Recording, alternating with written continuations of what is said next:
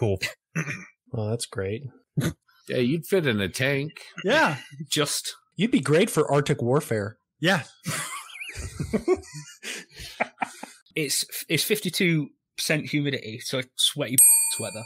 But I've never heard your American accent. You got to give it to us. you have heard my American accent. He's given us a Southern accent. No, we haven't. Give me a standard American accent. Excuse me, sir. Can I have a glass of water, please? Oh my God. Wow. If you can talk like that, why don't you do it all the time? Yeah, exactly. Because it lowers my intelligence. Oh, my God, I love this as my first episode.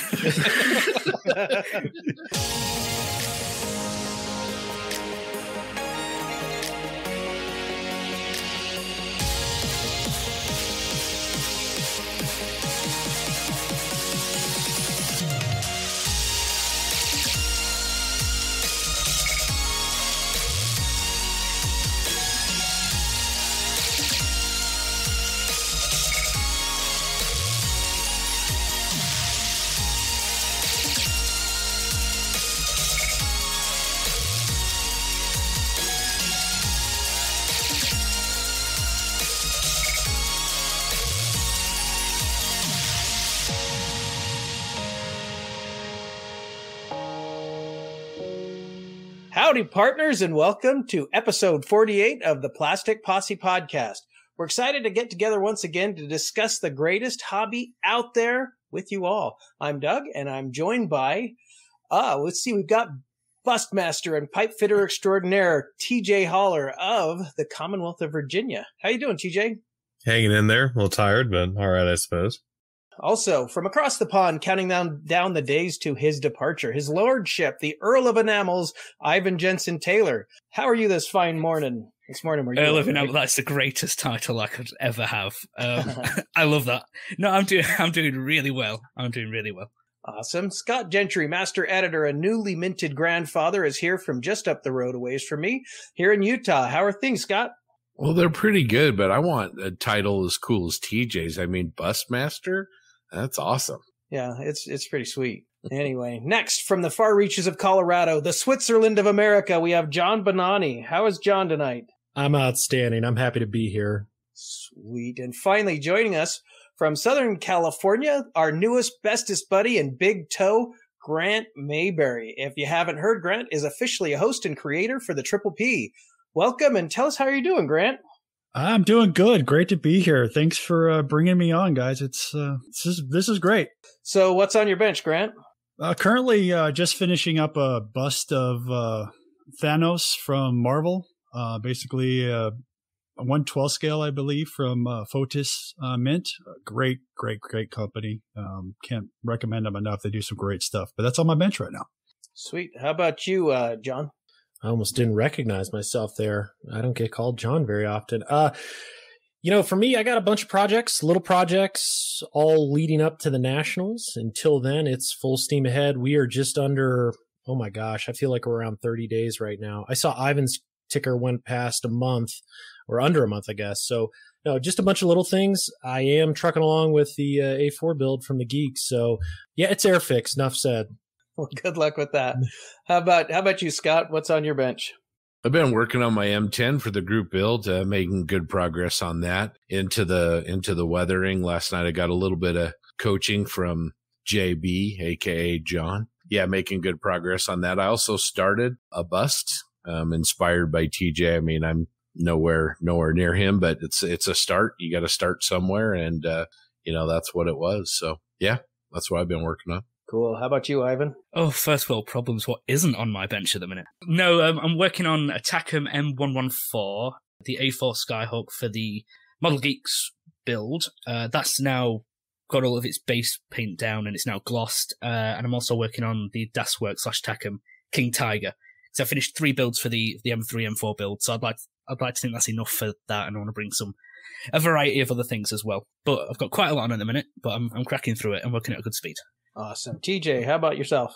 Well, I think I have another I gotta live up to my name, I guess. I'm working on another bust. It's from FER Miniatures. It's a 1/12 scale CNT Militia Woman. It's one of my favorite sculpts from that company, which all their sculpts are fantastic. I'm working on that, and I really need to finish my M4A1 from Asuka.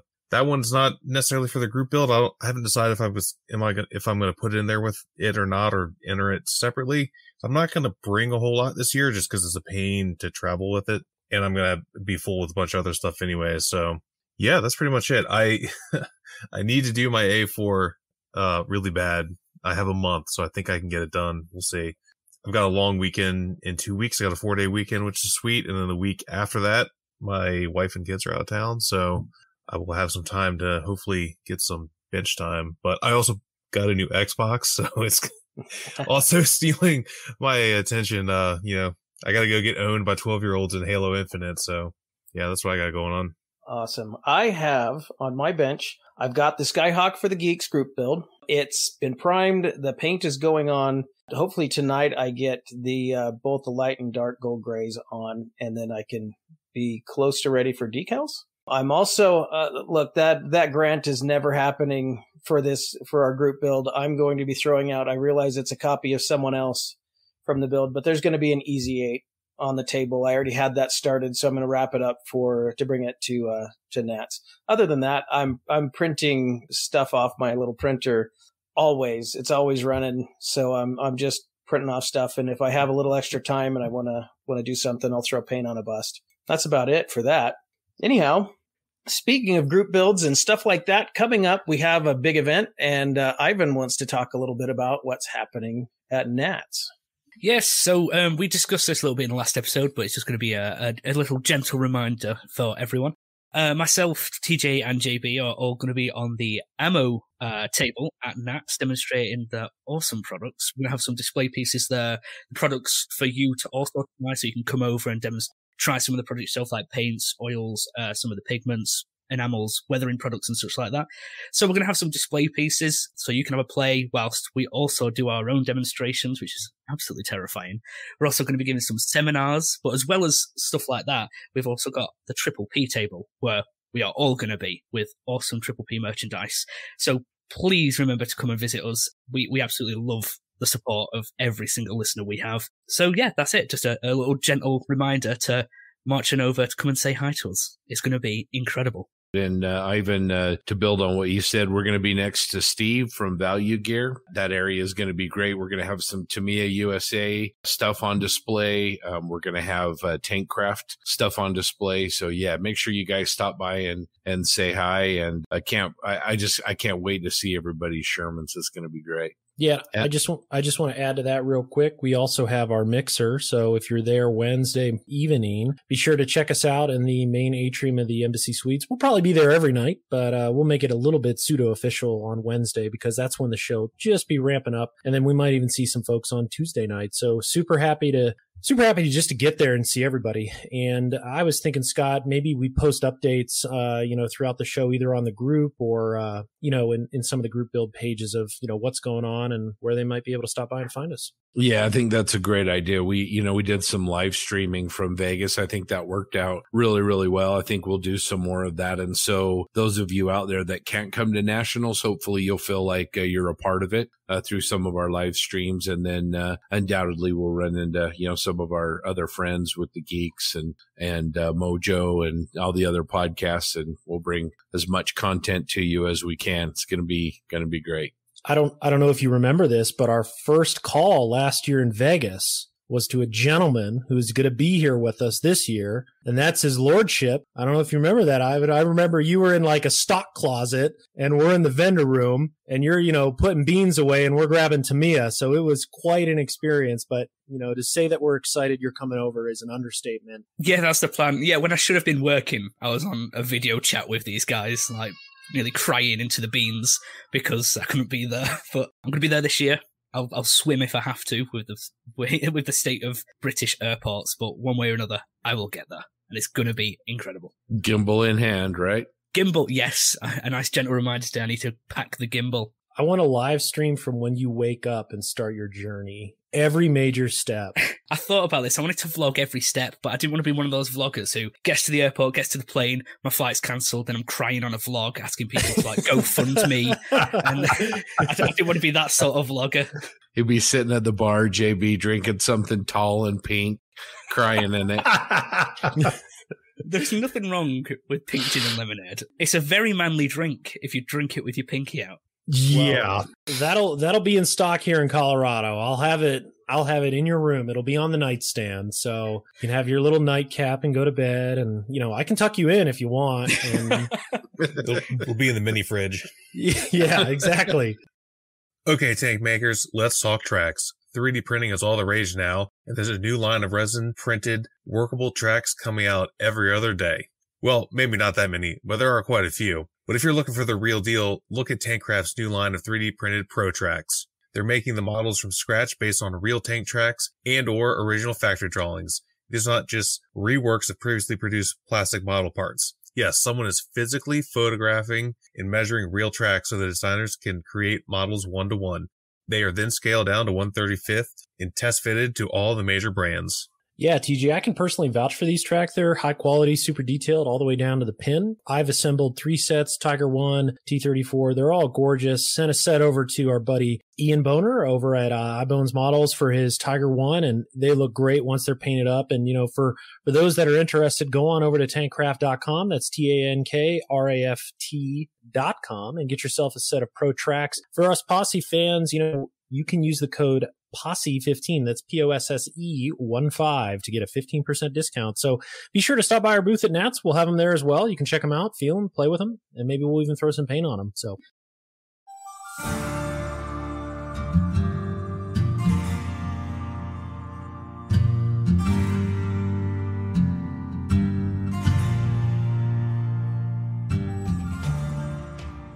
All right, let's give a shout out to our awesome patron supporters. And I am going to butcher some names. And if I do, I am really, really sorry. First goes to, starting with our top tier deputy marshals, Chris Tobin Hughes, Darren McGinnis, Model Doc, Doug Reed, Greg James, Dan Koffel, Les Weckel, B. Colt 911, John Everett, Josh Buck, Luke Caswell, Tom Bank, Mark Bradley, Zach Peace, Joe Munson, Eric Brubaker, David Brian Bridges, Ethan Idemil, Jared Connell, JC Osborne, Mike Talley, Steve Baker, Bruce the Model Noob, Jeremy Moore, and Jonathan Bryan and Rick Cooper. Next, we have our posse foreman, previous seat, Enrique Perlman, Ian Boner, Lee Fogel, Mr. Grizz, Rob Burnside, Martin Drayton, hey Martin, the voice of Bob, Steve Schaefer, Steve Munsell, Matthew Jackson,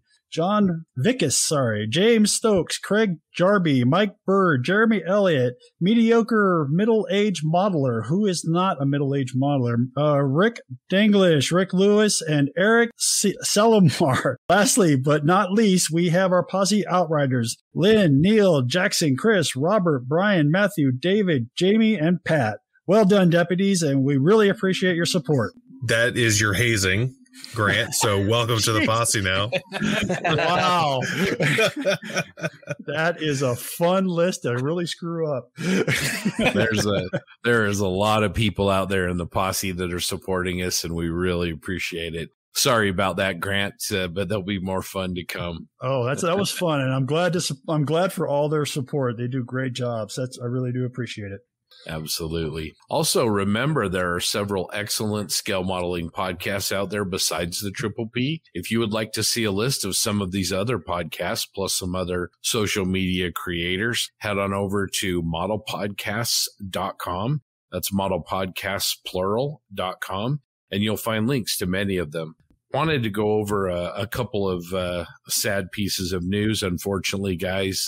First thing is we at the Posse are really saddened to learn of the passing of Eagle Edition's Jerry Crandall. We all want to pass along, first of all, our condolences to Judy and their family, but the hobby's going to really miss Jerry and all of his contributions to the hobby. I mean, between his artwork, his decal sheets, his reference books, Jerry was just quite a character. If you got to meet him at a show, he was was just really always magnanimous.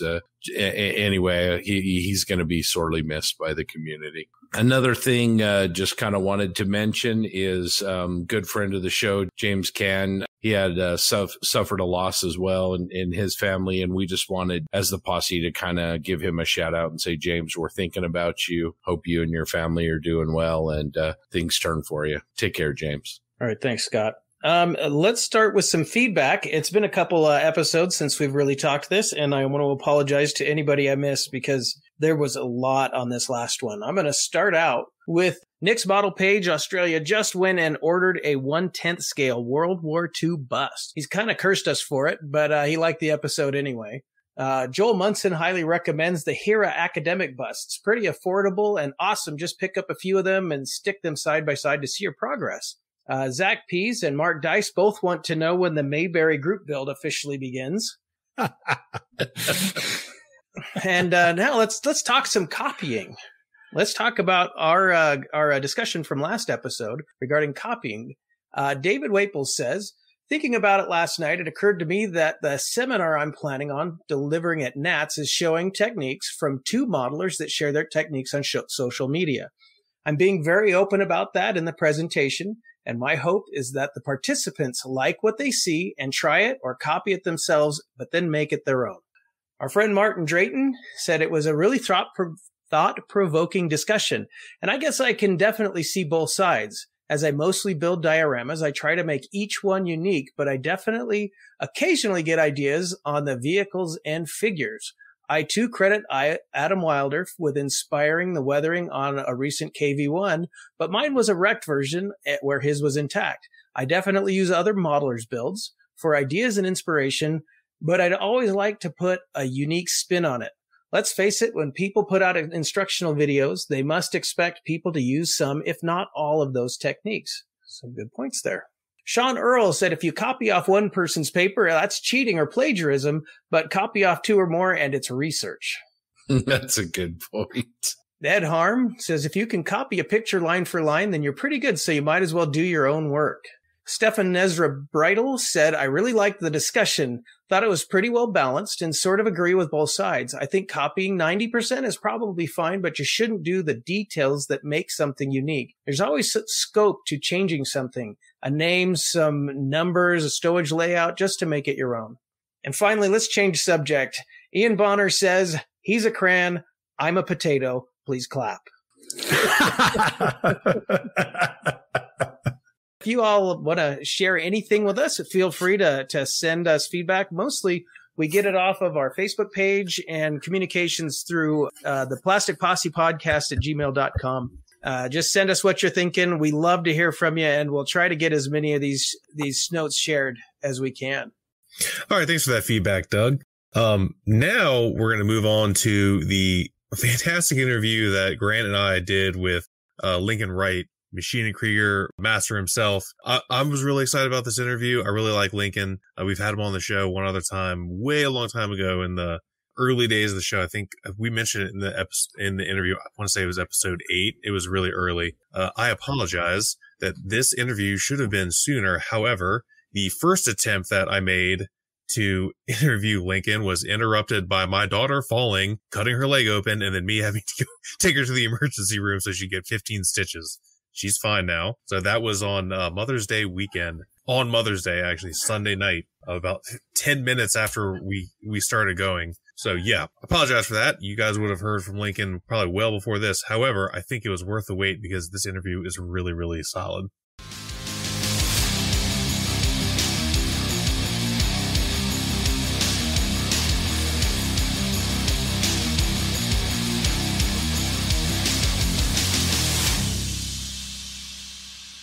Hey everyone, welcome to another Plastic Posse podcast interview. And tonight I'm joined by friend of the podcast and unofficial, I guess official sixth member of the posse, Mr. Grant Mayberry. How you guys doing? And the guest of honor is the one, the only Mr. Lincoln Wright. I guess. Hey, congratulations, Grant. I've not heard that said before. And thank you very much, guys. It's really great to be back on the show. Love the show. good to have you back. I know before we started recording, we were kind of chatting, and because I remember you, I mean, obviously I remember you were on the podcast, but I couldn't remember which episode it was because we have, I think, almost 50 episodes now. And I went back and looked, and it was episode 8, and that released on November 25th, 2020. So Wow. seems like a decade ago. So it is good to have you back on. Was it because of my really bad intro now, attempting to be funny, that I can only be on every 2 years? Yes, Yeah. that is correct. Yes. That is correct. Correct answer. Oh, dude, that was good. So ostensibly why you're here, other than your pleasant company, you have a book coming out that I know me personally am very excited about, and I know Grant is excited about, and frankly the rest of the posse is too. And that book is all about Maschinen Krieger, more specifically the Mark 44. Thank you. I'm really happy to hear that you're excited about it. Yeah, I fulfilled one of my little boy Link life dreams in producing an English language Maschinen Krieger book. Yeah, I think to any listener that's not fully engrossed in Maschinen Krieger and the culture, for lack of a better term, until now, there have not been any official English language publications dedicated solely to Maschinen Krieger. There's been lots of Japanese ones that we were talking about before that I'm fortunate to own quite a collection of that I'm very proud of. All thanks to my friend Grant. They are treasured to me. And I think I've mentioned before, but when my new basement is done, which should be within the week, I want to put a nice big bookshelf in for all, because I have a pretty extensive book collection outside of modeling books, but my Maschinen Krieger books will have a hallowed place. I guess kind of give us a little background into why are you doing this, other than it's Maschinen Krieger. What was the impetus for this? I suppose is the question. Simply put, I've got a gun to my head. So I'll try to keep this short and interesting for listeners, because you could imagine I've been involved in this for, like Grant was mentioning just before in our preamble, in between tequila shots. We've known each other since like about 2006, and I was doing this nonsense back then. So I've been involved with the property for quite some time. Does it sound nice and pretentious when I say property? Yeah. It does. If only we'd get into film. I'd be able to say films. It'd be extra pretentious. But yes, I've been involved with this stuff for a while. I was also, it's how I got an introduction to work in publishing. So, I was involved in a number of the series of books that have been released. And in fact, the books that TJ's been showing, the MAK in SF3D, I believe that's the title, right? I think that's one of them. See, then we flipped over to the working title was just Archive. We just called it Archive because it was an archival retrieval of all the separate little ones that were going into. Yeah, that's it. Yeah, MAK and SF3D. That one is tied to Max. Max kind of owns that little thing, that title. Oh, and yeah. That's right. He's done about 6 or so, and there's bad photos of me in at least all. There's some really bad photos of you in all of them. So. Thanks, man. Everyone, please look out for the bad photos of me. I swear they must have been sweating out on me for the worst timing possible. Let's wait till he's really tired and bored looking, and then we'll get the photo when he's got his gut hanging out and his mouth's open. He's total mouth breather moment. Boom, got him. And they'd laugh. They'd point and laugh when it came out too. They go, we got you in this one too, Link. Thanks, guys. I can feel the love. So, truth be known though, I was writing some of those articles in English first. I pretend to be an English speaker first, because I'm Australian. So I'd write it and then I'd translate it into Japanese, and have it proofread by first language Japanese folks. And the story is already totally off the rails and not interesting, isn't it? I've totally ruined it already. But so the short version of my short version, come on, Grandpa Simpson, get it together, is that I've been working on the property and the publications for quite some time, but it was absolutely killing little baby Link on the inside that they were only ever in Japanese. I mean, and no matter how much I tried, there was always these points in meetings where they come around. Okay, any further questions? Anyone got any ideas? I'd be that guy, that really annoying dude who puts up his hand with the voice cracking. Can we do something in English for the international community, please? I'm like, nah. So it was just too much too far. So it's really been eating at me for many years that I couldn't release something directly in English to the international community. I just really wanted to make that happen. And finally, I've been able to make that a reality. Did that make sense? It did. It did. It made perfect sense. And with that, you chose the Mark 44. Yes. Which to the uninitiated, the Mark 44 is essentially just a big suit. It's a big, bulky, armored suit that looks absolutely ridiculous, but it is, to me personally, it's one of my favorite designs. I say that about almost every design. They have a look about them. What made you pick the Mark 44 to start with? That's a really astute question. Thank you. Because you know that it's different, don't you? I'm sure you've seen that. You can tell its design foo is different. So as I mentioned, I've been thinking about this for quite some time. A few things all came together that made it the perfect choice for me. So one is that it's actually not Maschinen Krieger. The Mark 44 belongs to its own series. I mean, technically when the boss guy, Koyokama Sensei, when he signs off and goes, yeah, that's Maschinen Krieger now. I don't know why I made him. I've been watching Tom Segura on YouTube recently. It's been all over it. And I love his Steven Seagal impressions. Yeah, I could just block that. So I've been talking like that too much. It's different. So he actually made this one outside of the SF3D time. So it's a separate kind of series and a separate design ethos, we could say, I guess. Again, with the pretentious word, right?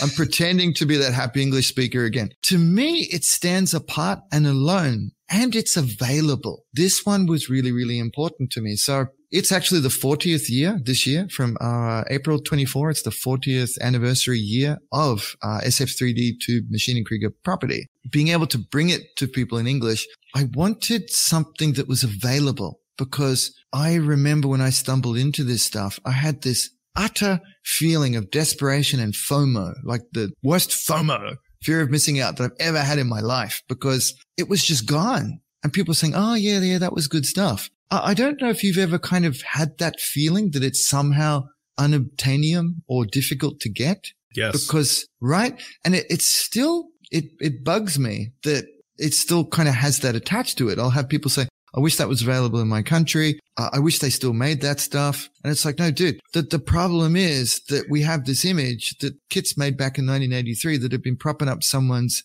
sofa, IKEA sofa in the back room. But that's not actually the case. They're constantly coming out with new stuff. You just have to kind of, be in the know and plan ahead to get your hands on it. So, Mark 44 is a readily available kit from Hasegawa. So it made a lot of sense to me to first make mention of this in English for a kit that people could also buy and then enjoy. They wouldn't have to go hunting around for that IKEA sofa to find those crushed 1983 kits. That one was super important to me. Does that one kind of make sense too? Oh, it makes total sense. Yeah. Because what an awful feeling, right? You don't want to get some book and go, okay, now how do I get this stuff? What, they cost $600 on eBay? That would just kill it. So no, I wanted it to be something readily available. Plus, it just so happened that the very first, Maschinen Krieger kit or Robot Battle, this one is part of Robot Battle, but it has been subsumed by Maschinen Krieger because the aesthetic is close enough and it just gets too complicated, especially for new folks. I do have a couple of pages explaining that in the book. What's Maschinen Krieger proper, and then what's this Robot Battle thing and how they fit together.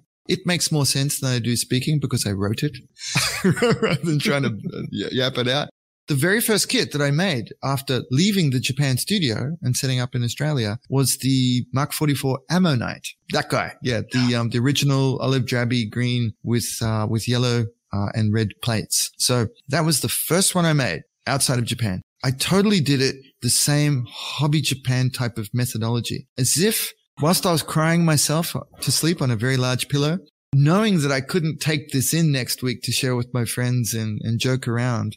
I made it that way. I think it was a bit of a sanity check to make sure that I felt I was still connected to my little world, even though the harsh reality was that I just was not. And what a great crybaby story that is.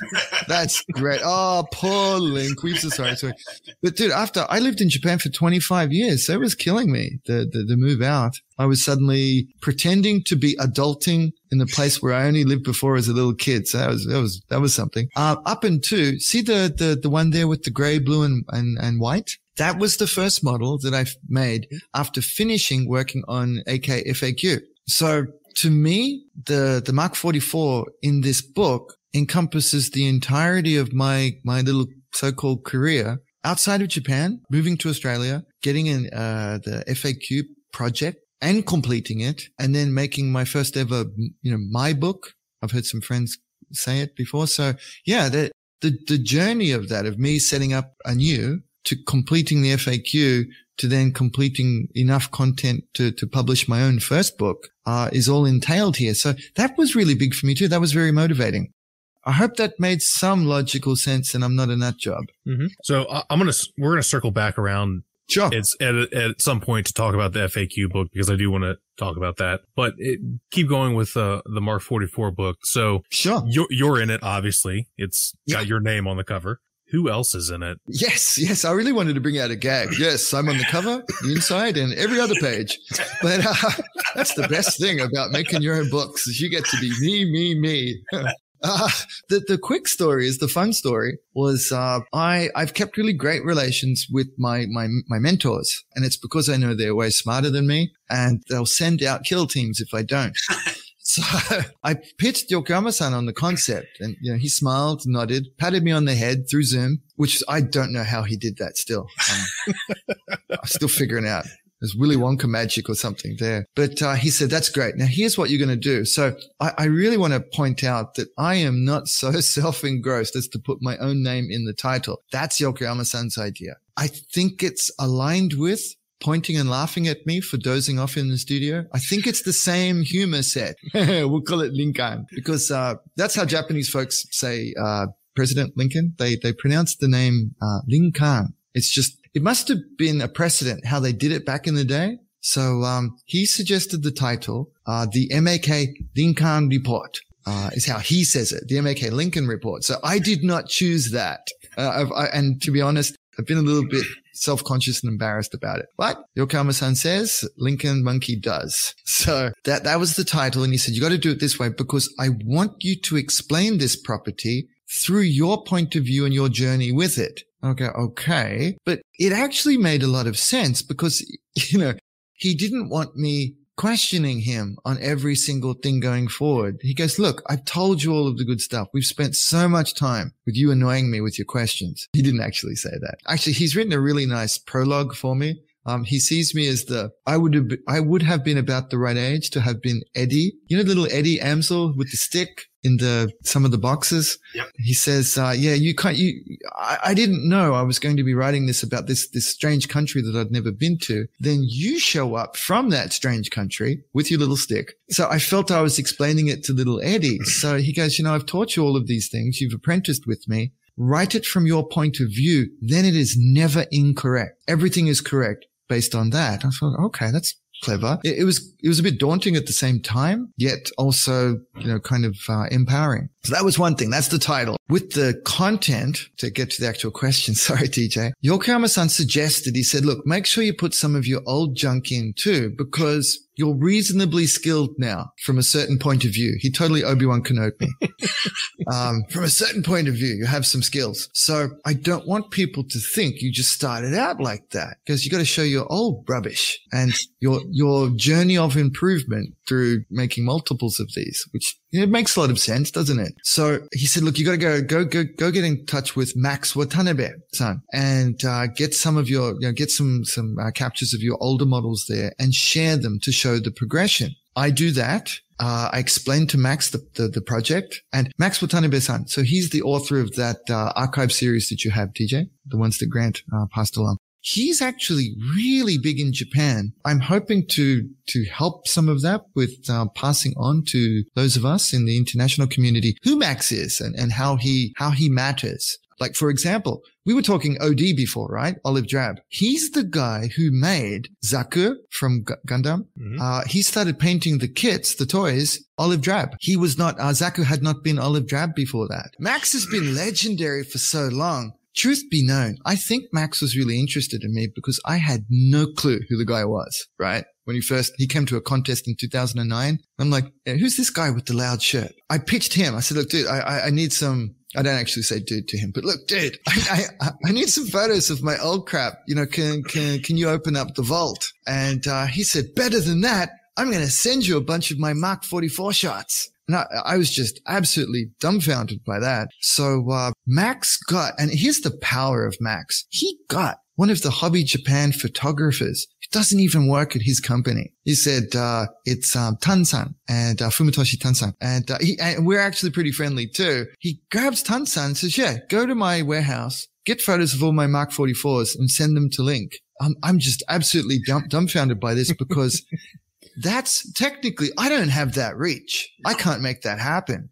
You know, that's money. But Max can just, he waves one hand and the universe responds. So there's 10 different versions from Max. And then, so this is the part where I come into value. It's like, so Max, can we set up an interview, please? I really want to hear your themes, your inspiration, and what you learned during making each of these, because just looking at the photos, I could see there was a progression. I think I got about 9 out of 10 on the order in which he'd made them, because you could tell that he constantly became emboldened with each one. So, he walked us through that. I recorded it and I dutifully then, translated this and have set it out onto each page to show a theme, inspiration, and major key learning points from Max. This has never, I don't think it's been done extensively in Japanese either. They brush over a lot of stuff in Japanese publications because they require a very fast moving speed. So it's not been done in Japanese to this extent either, but especially it's never been in English before. Like ever. So that one,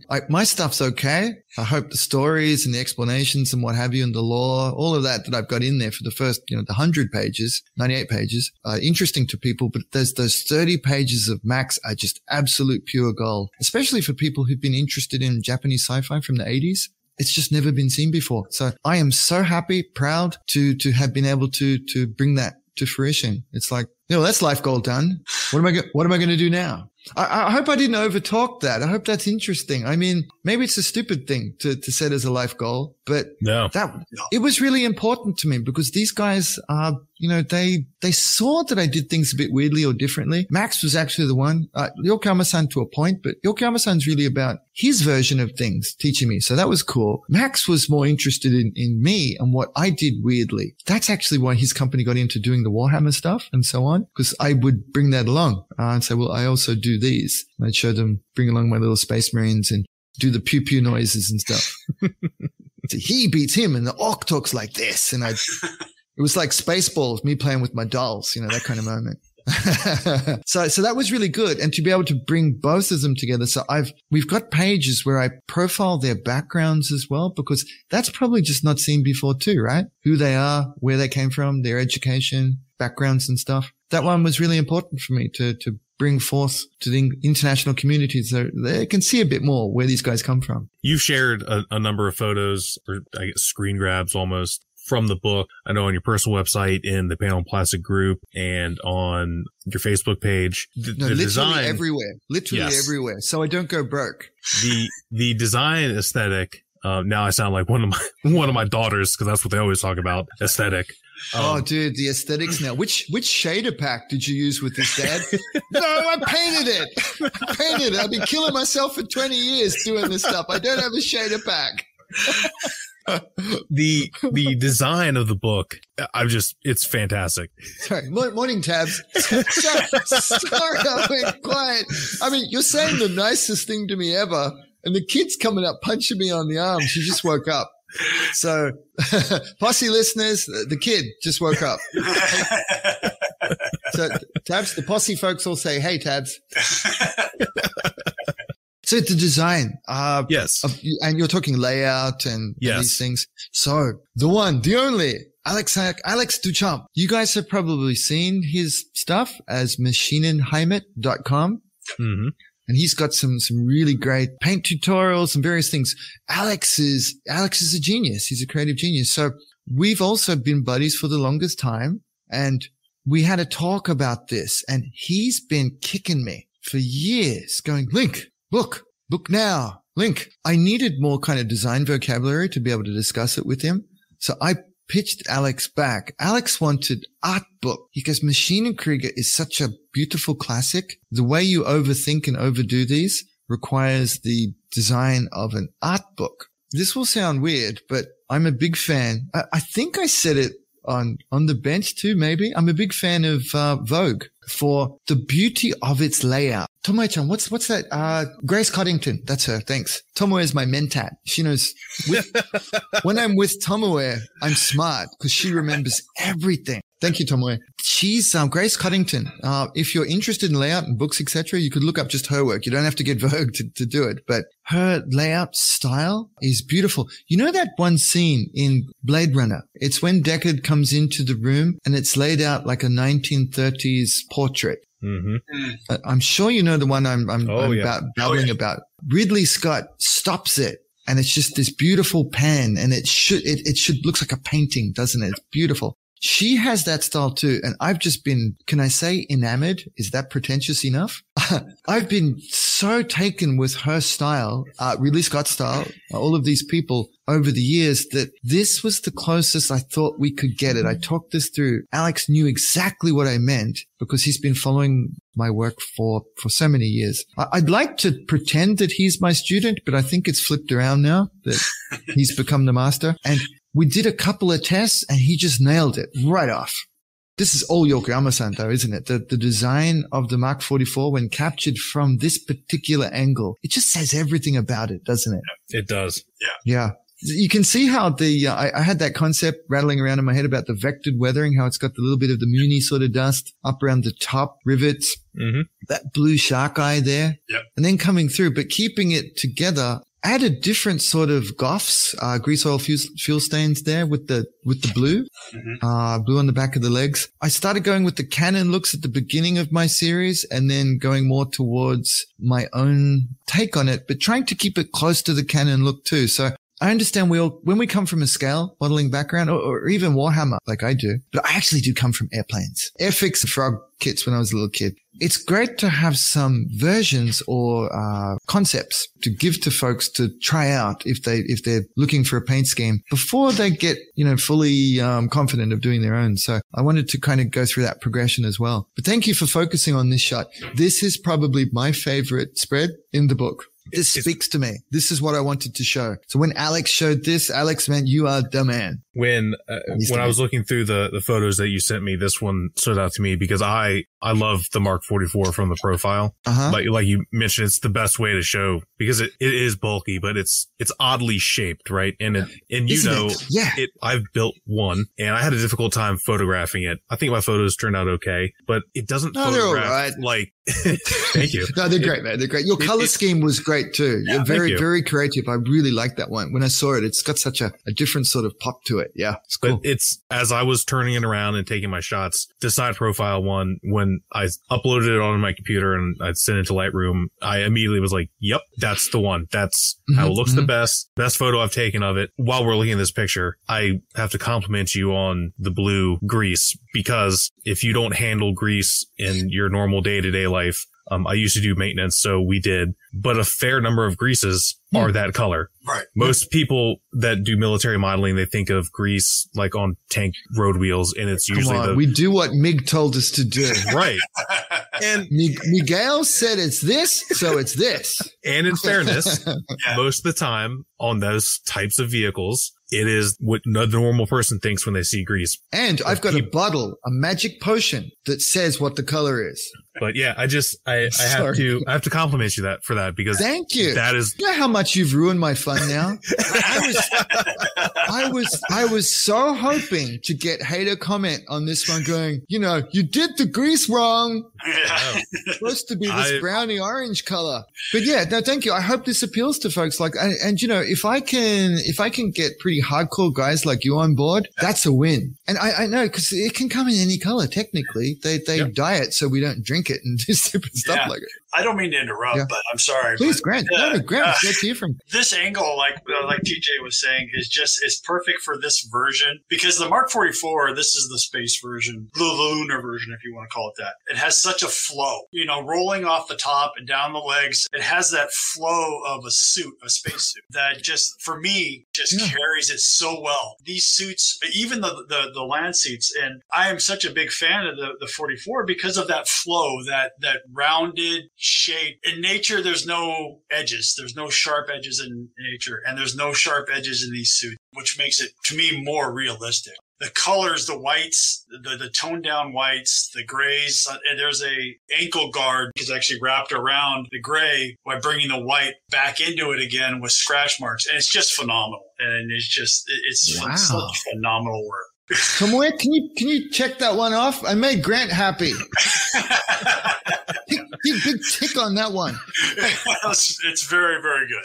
Grant, I have a confession. I really do. That? That's why, TJ, for you bringing Grant on, man, it's made my year, made my career, really, because when I make space stuff for Maschinen Krieger, I make it for Grant.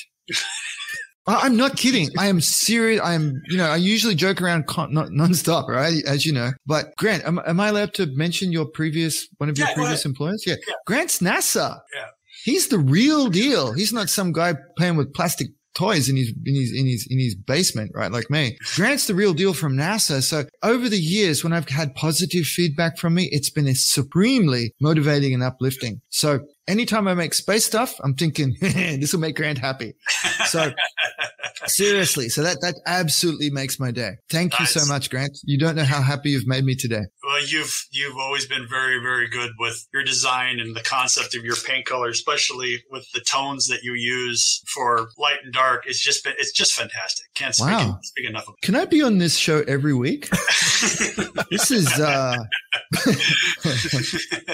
the only color I was unsure of. Can I step back and become human for a moment? Yep.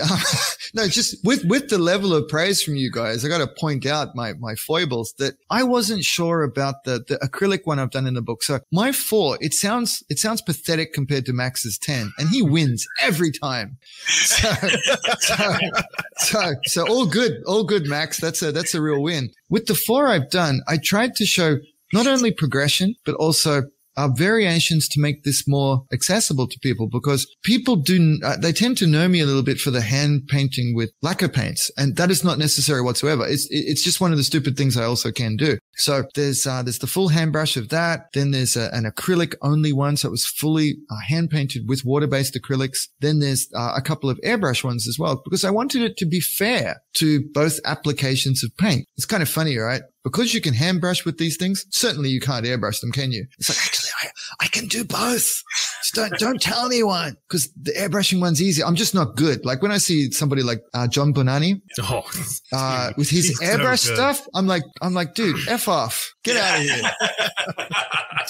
I'm sorry, John. I don't know you. I don't know if I'm allowed to make jokes like that, but I tell him all the time. I got a feeling the dude airbrushes he makes models so well. He's got to be funny. I've never met a really kick-ass modeler who's not funny. Seems like it's a necessary thing for us to sit there going with our tongue out, right? So when I see airbrush like that, it's like no, I'm doing the baby version, but still. I wanted to show the progression that we could move across all of them. And however you're comfortable making models, please just go that way. It's cool. And then you can try new stuff over time if you want to. TJ's brought it up. Thanks, man. This green, I was really unsure of it because this colorway should not work. Art School 101 says, no, you're doing this wrong. But I really wanted to test it. Sometimes I get this funny bee in my bonnet and I gotta break shit. I was going to say, and then I did. Sorry, I'm swearing. You're fine. I'm Australian. I gotta, flippy, spinny back shit. So this one was the big test on that and how far I could break colors according to the rules, yet still seem somewhat accessible. So this one's not canonically correct. And I did get a bit of negative feedback on this one, which was funny. But then those same folks, once it was finished and weathered up and gone to completion and what I'd like to pretend I see in my head, the feedback then became good. This color, this was scary for me. So the other ones, Grant's pointed out that he likes my light darks and what have you. But sometimes I get out on my own bleeding edge and experiment with stupidity like this. So this one was very nervous making. But I think the result was okay. Yeah, it's all right. This is the same. You have YouTube videos about this one, correct? Yes. Ruining models with acrylic paints. So I totally missed a good plug there, didn't I? But yeah, I wanted to share this one just to give folks the license to do silly things like this. And this was that was the full airbrush, kind of basic one, going back older airbrush style, the white one, whitish one. And again, this one was very much for Grant. Because this one is totally NASA inspired. Yeah. Imagine if NASA made this and they had a gun to their head and they had to make militarized versions. This is probably how I'd feel they could make it look. Agree with you 100%. One of the things I like about this one, again, we're talking about one of his Link's white suits. So this is the White Knight prototype. Yeah. Right. This is beautiful because you do something that most people will try to do with either a wash or a filter or something like that, is you brought in different colors of white and you put them together and it just pops at the right spots. White is probably, it's like, for me, white is like yellow. It's like one of the worst colors for me to paint. And I have such a trouble with it. But following your example on this image here, I was able to do some decent stuff myself. And I think that's one of the things that you give a person on your website is you give the normal builder and painter that we can do this. You know, we don't have to use the $700 airbrush or the $700 paintbrush. We can do it with both that are you just make it easy for us to do it. Yeah, exact's the word. Well, the truth is I'm poor and have crap tools. So dear airbrush companies, send me $700 airbrush now. Yeah, you do it just right. And you show the progress and how to do it. And it's easy for a person to learn so much from this process, and it's just great. And oh, cool. Thanks, Grant. This one was hard to see. You can go white, but you do need some color. So, you know, you'll often hear me misuse the word restraint, of which I actually have none, but I like to pretend I have restraint. Choosing the water slides here to match up with this scheme was a bit of thought went into it, but keeping it very shirokuro, black and white for a strong theme, yet having that obnoxious yellow water slide up there in the prime position was key to making it kind of pull together. Personally, this is one of my favorite ones, this white one. But I understand I actually had some quite negative feedback about this one. This one is boring. Why don't you make it like the first one? I was like, well, it's a different finish. It's interesting because it's good to have different enjoyments in our hobby, a joy for different finishes. You know, we can enjoy different things. So that's this one. I actually enjoy this somewhat cleaner look sometimes. Oh, I love those. That's just because the one you did when you talked about making this one, you had talked about how they would come in because the boosters are behind the actual.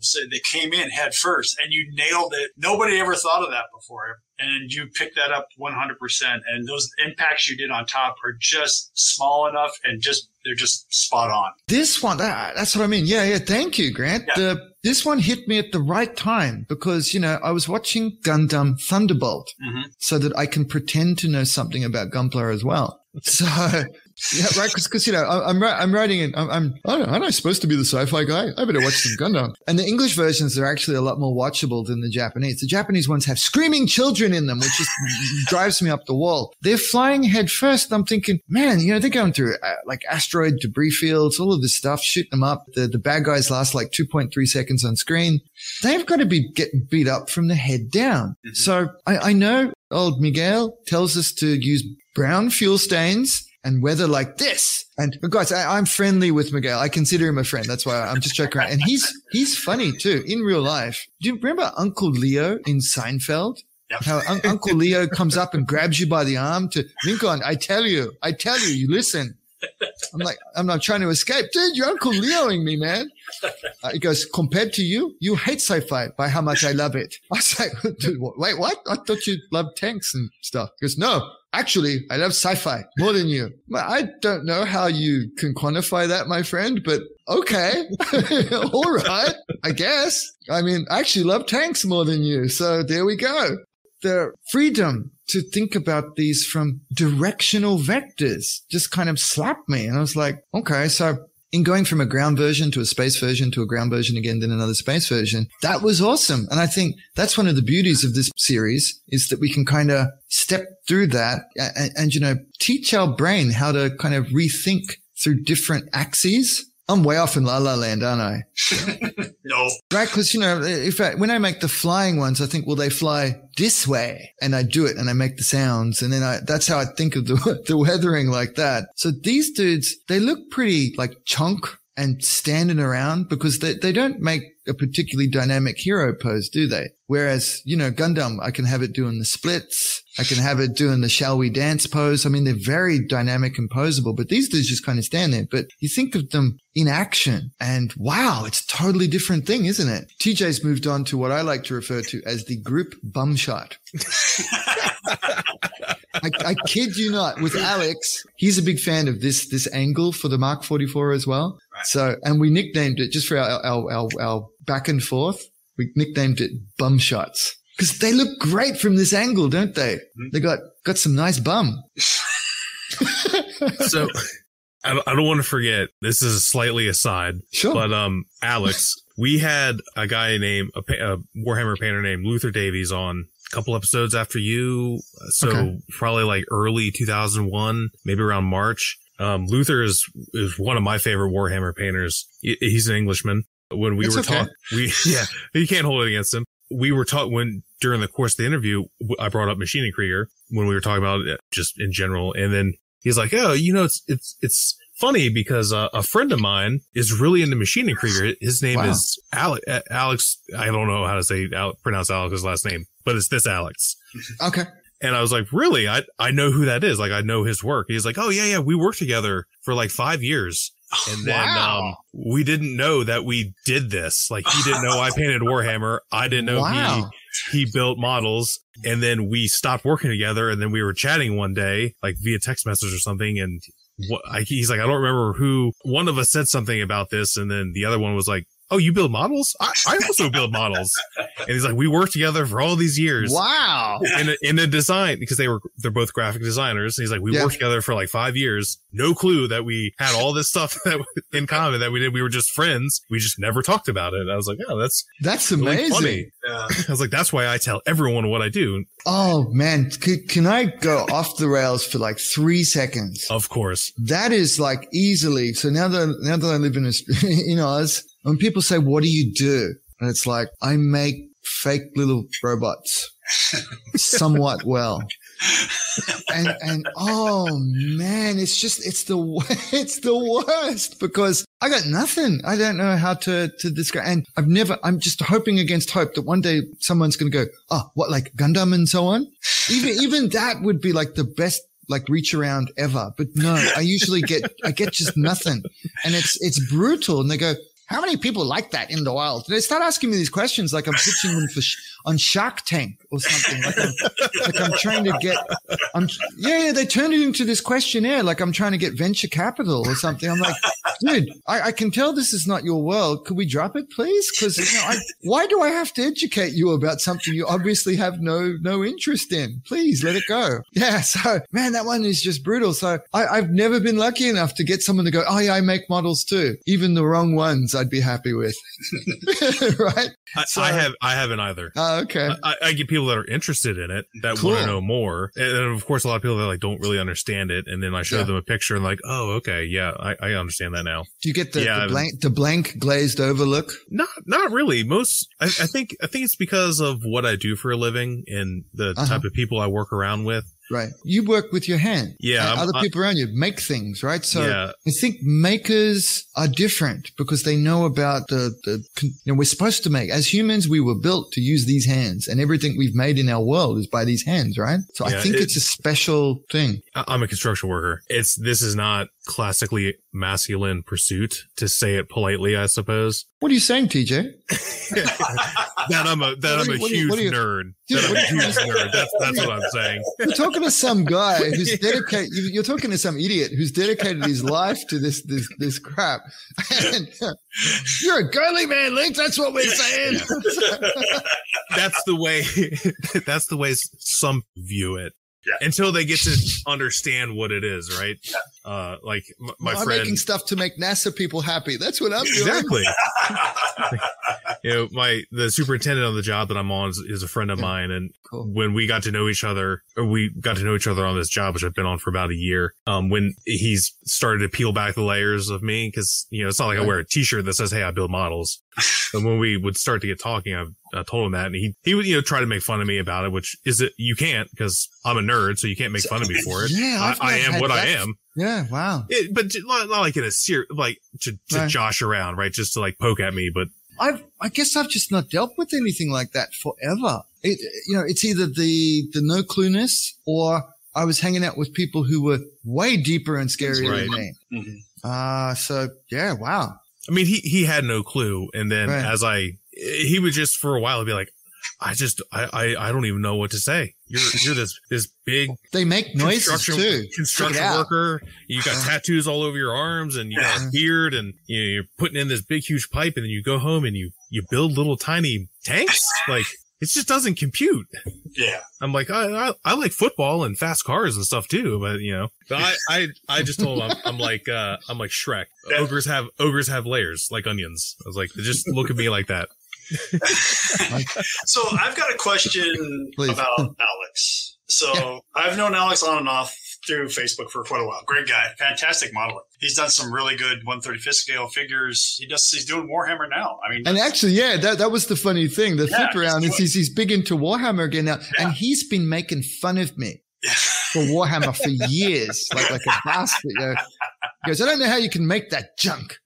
And boom, man, he's awesome at it. Oh yeah, he's awesome. He's doing some really good stuff. He actually got the sensei's approval for some mask or some decals, didn't he? Didn't he do some decal runs or something like that? Right. So, I'm not saying that was all me. No. I'm not.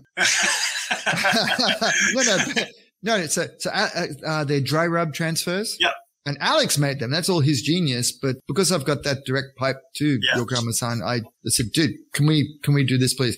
There's quite a few people doing water slides for them, like Kato-san, Hasegawa-san, what have you. So we can get it done so long as it's got a different approach. Yeah. Anyways, that's just, but yeah, they're really good. So, they're beautiful. I've used them on the Nise as a bit of a demo for him, but it's my fault. Sorry, everyone, that they're not out to public yet because Alex was so deeply working with me on this publication. So that's my fault. But they should be ready to go pretty soon. That's good. Yeah. They're nice. Dry rubs are so sharp and nice, aren't they? Yes, they are. Yeah. I totally fumbled with them too. So yeah, they'll be coming soon too. So Maschinenheimat.com if you can find it. Not sure how to get the spelling out there. Is it obvious? We'll put a link to it. Oh, cool. Thanks. Because his little PDF guides are awesome. Yeah. For like a couple of dollars. It's worth it just to look at his pictures, frankly. And then you get all the information about how he did it on top of that. And it's like, okay. Yeah, they're awesome. Automatic buy. Hey, did you so that tan one you had up there, TJ? Yes. What do you guys think of that style of page? What is it? That's where the lore is. Well, considering I have a stack of tan boxes behind me, I'm sure you can imagine that I enjoy it. Yeah. Because I throw away, I throw away model boxes unless it's a Maschinen Krieger box. Then I do not. It goes back onto the stack. Anything else, anything I don't need out of it, in the trash. I don't typically save a lot of parts unless it's from a Maschinen Krieger kit. I'll save some stuff from like tanks, like wheels and stuff, but a lot of the crap I just don't need. But, and I'm sure I'm not the only one. I love the color cards that are this color. The tan, and I love the boxes that are tan. I mean, some of the wave boxes that are the normal or the white with the artwork on the front, those are great too. But the tan boxes, when you see that tan box, like on a shelf, if you go to a little hobby shop and you're like, I bet there's something good in here, and you're hunting around and you see that tan box, like in the back, like on the shelf, there's like shit piled on top of it. And you're like, ooh, there's something good over there. To make a beeline, like right to that. Or if you get to a model show, here in the States, Grant, you were there. Yeah. No the comment. One in Colorado, we walked right in. Grant, it was me, Grant, John, who couldn't be here tonight. And we walked in. We didn't even put our stuff down on sign in. Like, let's go look in the vendor room. We walked right in. And as soon as we walked in and looked to the left, and John was like, tan boxes, let's go. And we went over and we bought all the guys. He actually said tan boxes. Yes. He's like, there they are. It's like, look, they're right there. This has probably never been shared before. So, like, Grant, have you ever heard where the tan comes from? No, I actually, no, I never did, but I'm like John, or like TJ said, it was just, it's such a draw for us. I don't know what it is. Yeah. No, I remember it too, because when I first started seeing this stuff, they were the Nido boxes on shelves. Yeah, it really drew my eye in, because we know somehow it means something military, don't we? I think that's what it is. We know somehow. That's, So, well, it's the color of an MRE box, a meals ready to eat box. Right. That tan color. So even a little bit back before then, I think it might have been some of the earliest at all SF3D kits. I think they might have, I don't think they were kits even proper. I think they might have been just like miniatures that they were sending out. You know, remember those all kinds of deals where if you ate enough Cocoa Pops, and you cut the things out and sent it in, you get the free Coco the Monkey. I think it must have been something like that, some sort of mail-in deal back in the 80s. And they were sending them out in brown paper bags. Oh. I'm not kidding. And the brown paper bag was either based on what should contain a 40 or it wasn't that. I'm just kidding. Is 40 the correct way to say it? Yeah, that's a real US thing, but we say brown paper bag, just means booze. But, it was the grease-proof wrapping that AKs were shipped in. AK-47s, excuse me. The tan box comes from that was their interpretation of that. They said, what if we send these out like AK-47s was the original impetus for the tan. Yeah. And what eventually became a box. Now that you say that, it's like, it's a light that goes off in your head. It's the packing paper. It's all it is. Packing paper that rifles get sent out in. Yeah. So that's what it comes from. That's great. One of them had the inspiration for that. Yeah. And to this day, we have, just think, they all contain waterproofed AK-47s. That's great. That is really cool. Yeah. Yeah, right. And it was interesting. It was very exciting to me because I lit up. I was like, yeah, I know that stuff. Japan has very, very little guns, especially legally. So most folks there in Japan just had no idea what that could possibly mean or be. So, but I think speaking to folks in the US, it might be just a little more known, a little more common. Oh, definitely. Mm-hmm. Yeah. Especially those with military backgrounds. The thing is too, is that this is what's nice about your book is now instead of us just looking at pictures like we've been doing for decades, we're hearing it in English, or we're seeing it in English now. And it's just, it's wrapping it all up for us over here. So, I mean, that's what's I hope it's not a final wrap. No. There's more. I promise. No, but it's great that, we finally have it in English. We finally have it, we can see this now and we know that backstory. It's great. These ones were fun because for my series, so each of those 4, there's a paint card, a color card version on each one. And it entitles the pilot, the background, their position in their squadron, and then kind of a story about why it's painted in that way from the pilot's perspective as if it were real. And they're real. Oh, they're real. And, I structured the stories so that a person who is interested could then write it out to figure out the unit, like the organizational chart of how these units are listed for combat reasons. So the ground units are listed like the components in a tank squadron, and the air units, space units, are set about as if they were based on what we fly now in most modern military. So there's a take on that as well, which I thought could be interesting for people so that they can equate it to the real world, fast forwarded a certain amount of time. So that was really fun. So the lore is built in there. And it's all like approved and canonized and what have you, because it's not real. So it was great to get that in there as well. So people who are really into it, wanted to figure out some of that stuff, that's in there for you as well. And I loved it. That was fun. I actually read every single paint card that is associated with this series and translated them all. So it was quite a bit of work, but it was fun too. And I started learning stuff like, the Mark 44 is for male pilots only. Really? And it doesn't say why. And female pilots were assigned to like the Mark 52, for example. But yeah, it could be for the facilities. Yokoyama-san did often think that stuff through. He's mentioned it because he equated it to, he goes, like how, what are they called again? The guys in the tail end of the bombers during World War II, the tail end gunners. Ball turret gunner? Yeah. So being so far away, they had no facilities, right? Didn't they hot swap sometimes? Like the bombers would land and the next victim had to get in and there'd be literally crap everywhere. Mm-hmm. That was his version of the story. And I was astounded by the depth that he had gone into thinking these things through and thinking that these are real war machines. So, you have to kind of factor that kind of stuff in. So I was hooked, man. I was like, wow, that is so cool, but also not real. So that allows me to deal with it mentally.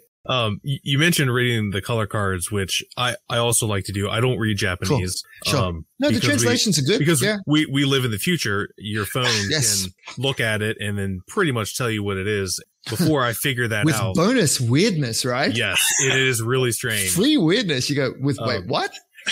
You kind of get the gist of what they're saying. Yes, Obviously, yes. as a non-Japanese speaker, I'm just gonna have to take my phone's word for it. Sure. But you can just, to anyone that out there that has never tried that, you should, because there's little tidbits in there that you learn about the lore, like the Lunagans that I did earlier this year.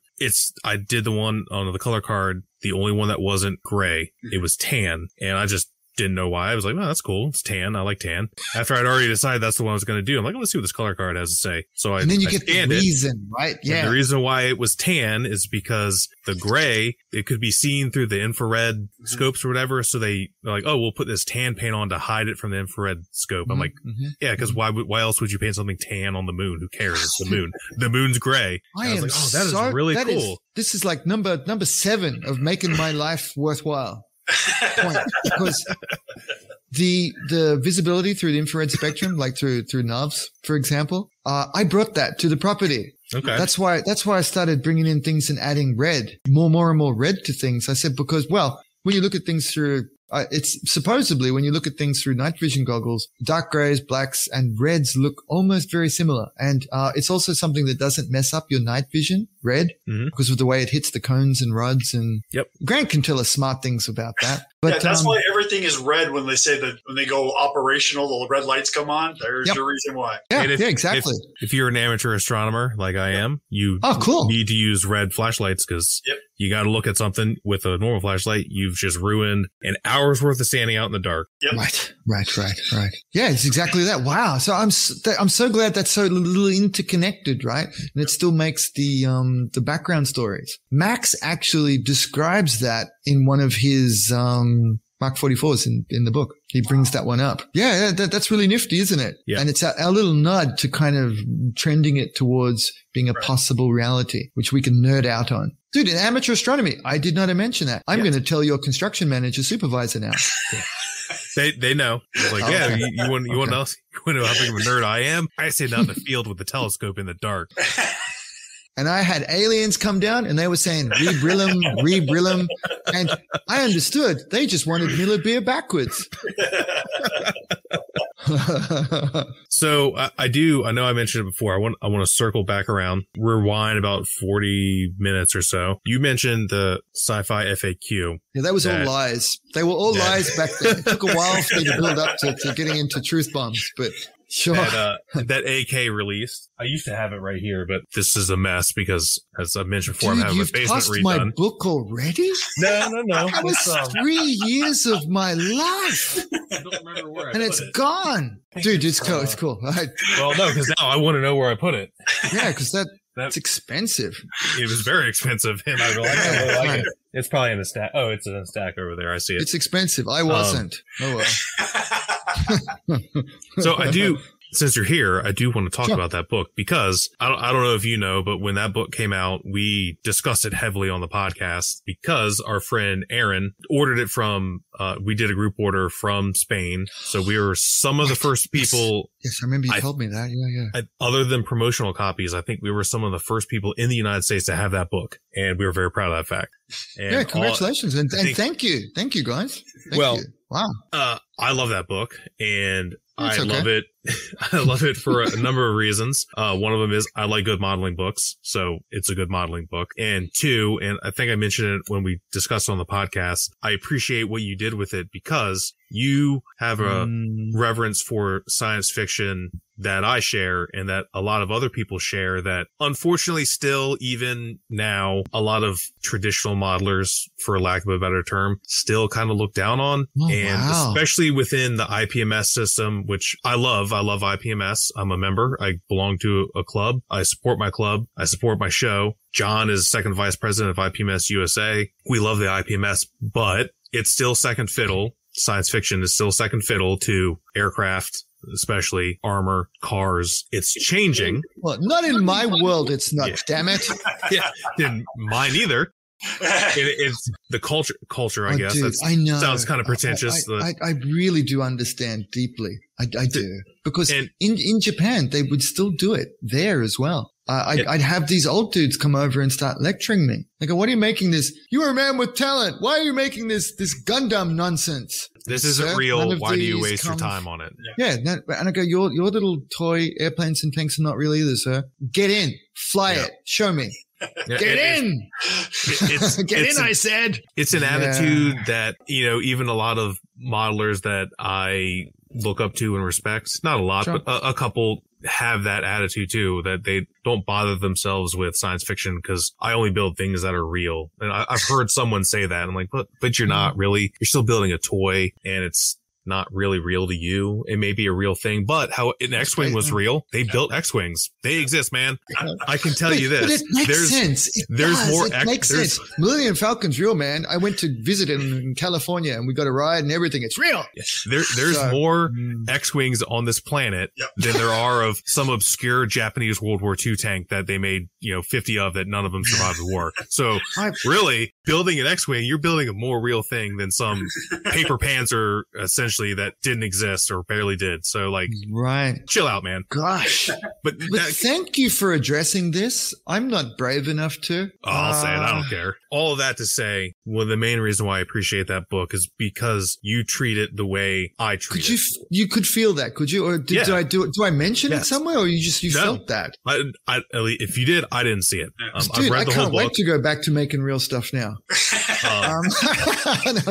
I love sci-fi, and I feel, you're exactly right. I feel that it from my perspective, in being, they asked me to make the FAQ for it, which for that publisher is a big deal. I should say for my career, it's a big deal too. So I took that on, and a lot of time was spent thinking about how can I best show and represent the sci-fi genre and do it right as best I can. So I felt a great weight actually for doing that. So during the process too, I reached out to a great many people to collaborate because I didn't feel that I can do it myself. And I didn't feel that would be right. I mean, come on, let's be honest. Of course I could do it myself, but I wanted to also show it from various points of view. That was important to me as part of the respect. I'm sorry, I do joke around a lot, but the respect is real. I would have people come back and say things like, oh yeah, I could do something.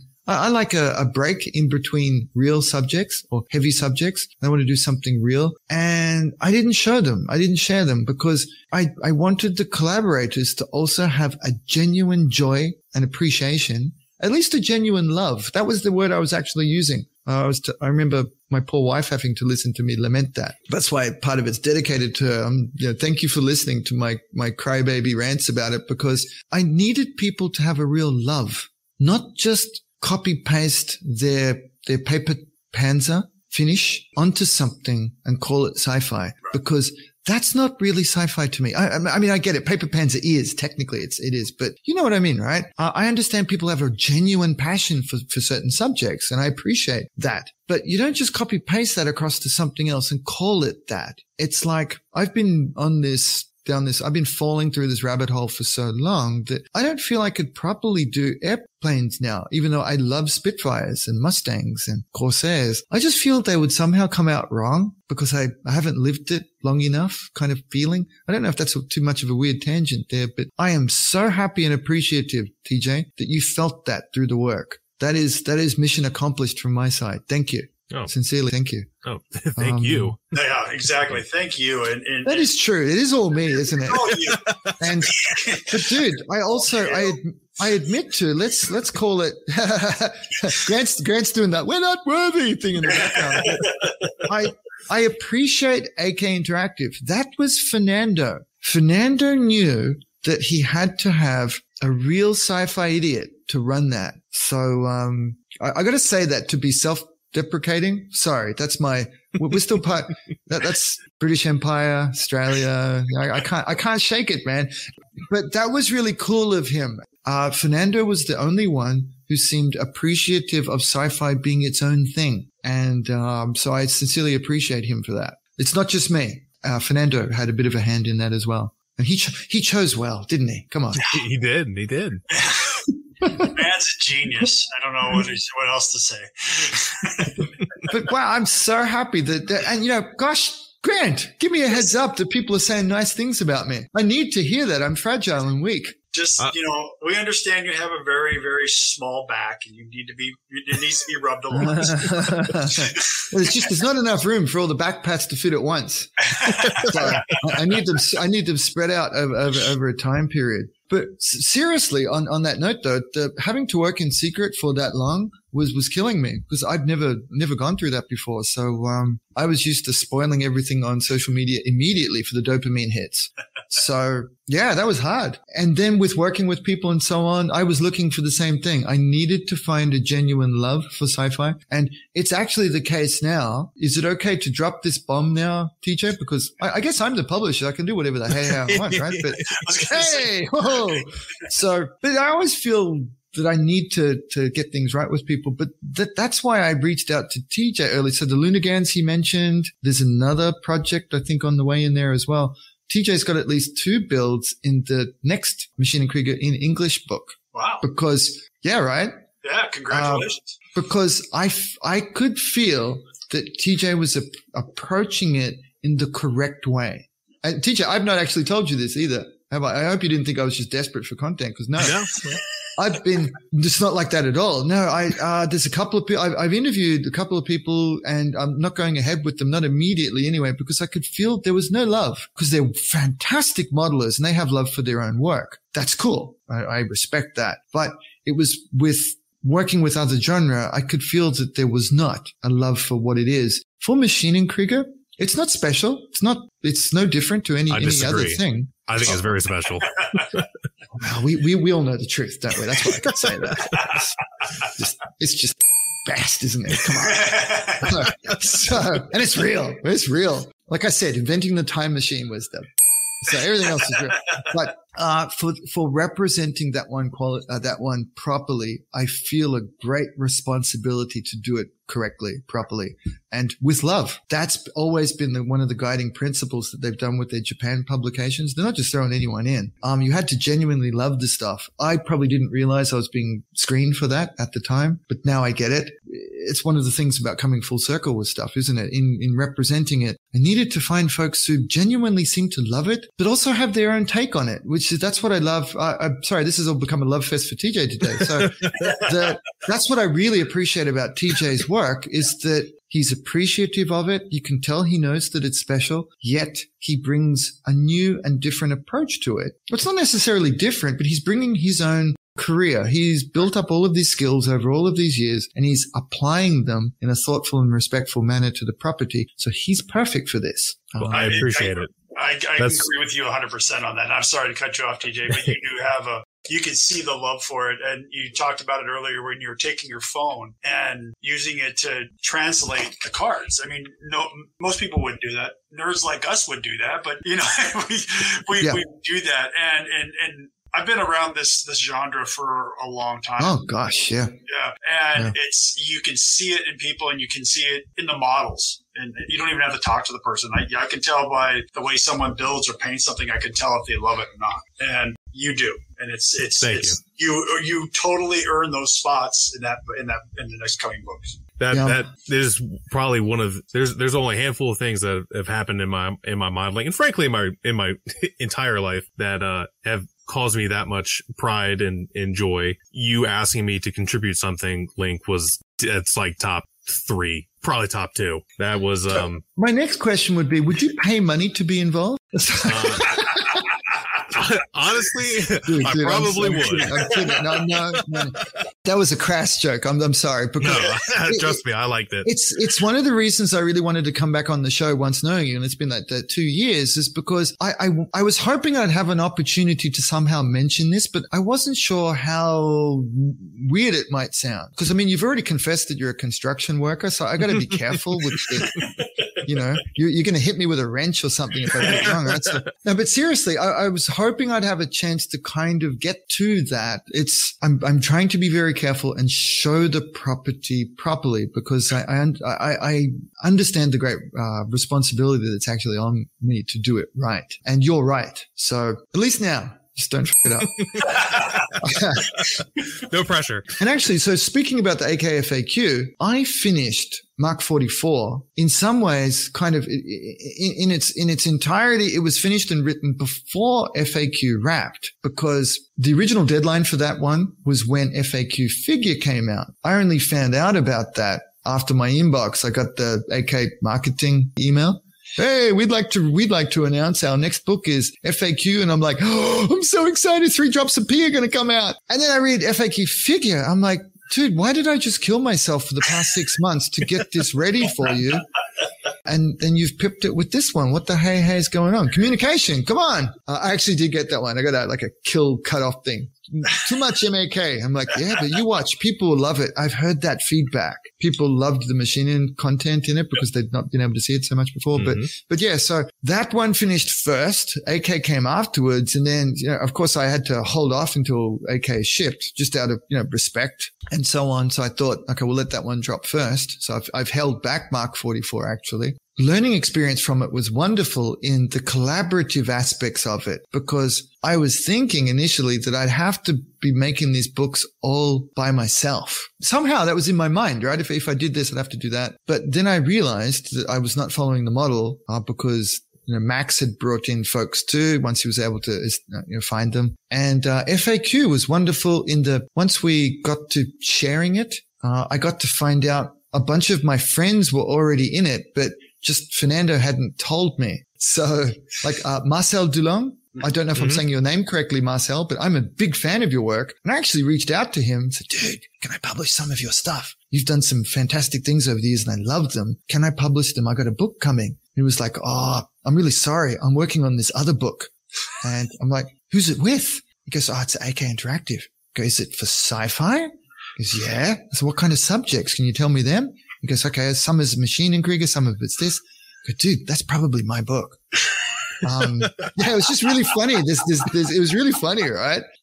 He's like, oh, I can't say. And I'm like, well, I'm not supposed to say either. And it was, and we all ended up being in the same one. And then the sharing of it was great. And I realized that was a fantastic kind of community aspect of publication, was getting your friends or people you admire involved as well. So that's why Mark 44, it's become what it is. It's me with the initial concept and being told what to do, and then Max inviting himself in, making a fantastic difference.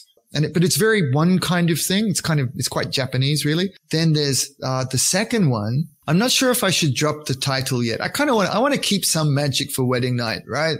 I don't want to give all the milk away from the poor cow. So the second one, though, it has a couple more people involved, which I just really enjoyed. It's great to see the differences. I thought that was important to bring to people too. The differences, not just one guy's version.